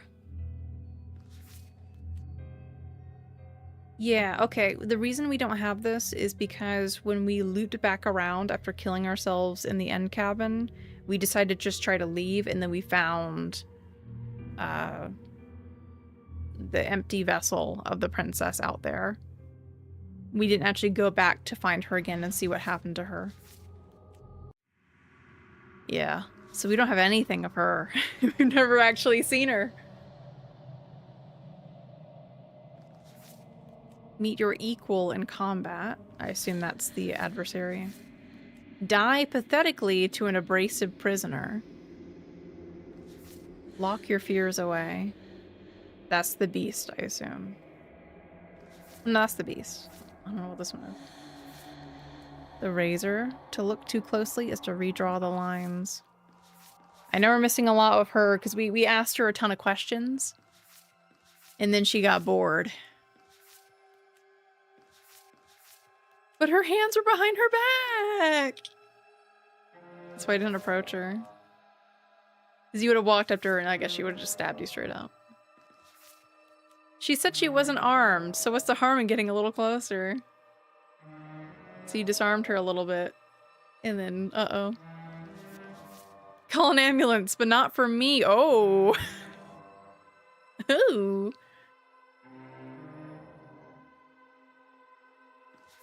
Make her blush. Ooh. Is that actually succeeding on flirting with her?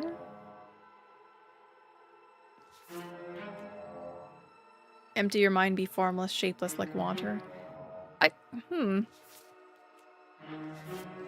Oh, okay. This isn't even my final form. Okay, so we emptied our mind, but we didn't actually beat her. We just met a mutual end. We killed each other. But this one, I assume we beat her.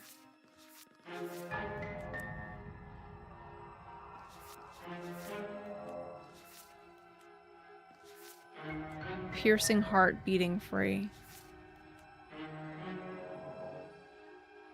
Huh, so this one's a heart in a cage of iron. This one is beating free. So I guess somehow we destroy the blades or we defeat her? Then we saw through her eyes at the end of everything.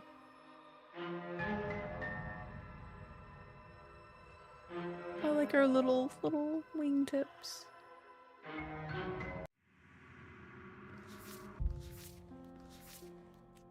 Obviously, we got Vord over there.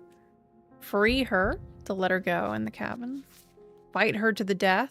I assume that's if we decided to wait until she pounced and then slash her. What great big eyes you have. Dodge until you can dodge no longer. That hurt? Are you just the cornered animal you seem to be, or could you be a rival? Didn't mean to do that. I still need to devour you, and it doesn't count if you're dead. You've been here before. Cunning heart. See through her eyes at the end of everything. Yeah, because we didn't successfully get through this one, like give it to the vessel. We defeated the beast, and then when we came back, she was something else. We came back and she was the wild. And we have a lot of other ones about being separate from her. Gosh, we have so many, even the ones we've already done. We have at least like another route or two for every one of them. You can't know someone you've never met.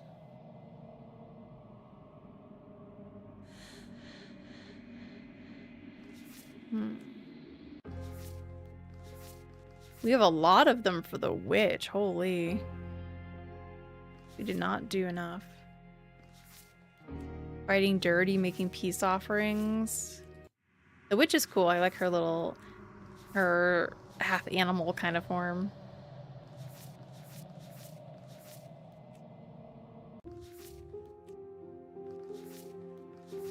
You can go violent with her.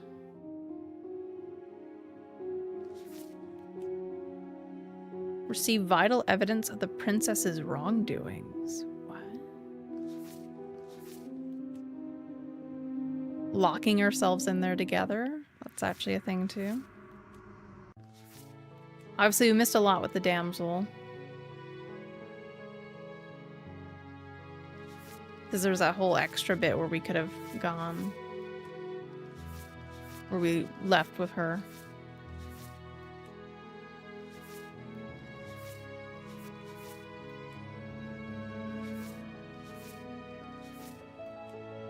Give her everything she didn't know she wanted. A gentle heart. A pliable heart.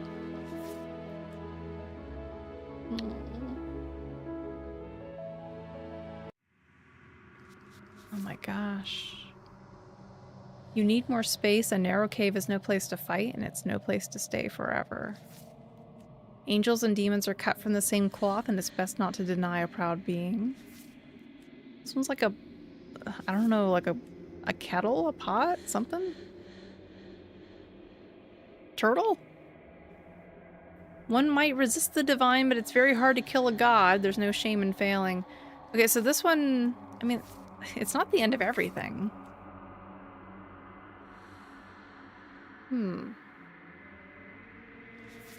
Sometimes when you cut something out of you, a piece of you leaves with it. Kill your worst dreams or to or be killed by the ghost of your past. Better to linger with your nightmares than to let them run wild. There are other ways to die than nurture than to let it swallow you whole. Sometimes the only way to break a vicious cycle is to put your heart on the line. When you've seen the worst sights of the prison of the world can offer, you can always choose to walk away empty-handed. There are many reasons spirits may linger: the flames of passion, the flood of words left unspoken. That one just looks like a little ghost sheet. You don't need to see the world for your happy ending. That's not that happy ending, though. Gosh, I don't even know where to begin. There's so much. There's so much left. I wonder how many of these routes were in the original version of the game and how much was added in the Pristine cut. Or how much depth some of these extra ones have. Like, are these... Because they're not these specific ones from the first act anyway, but a lot of these are probably second and third acts. I assume these are all the second acts and these are all the third acts.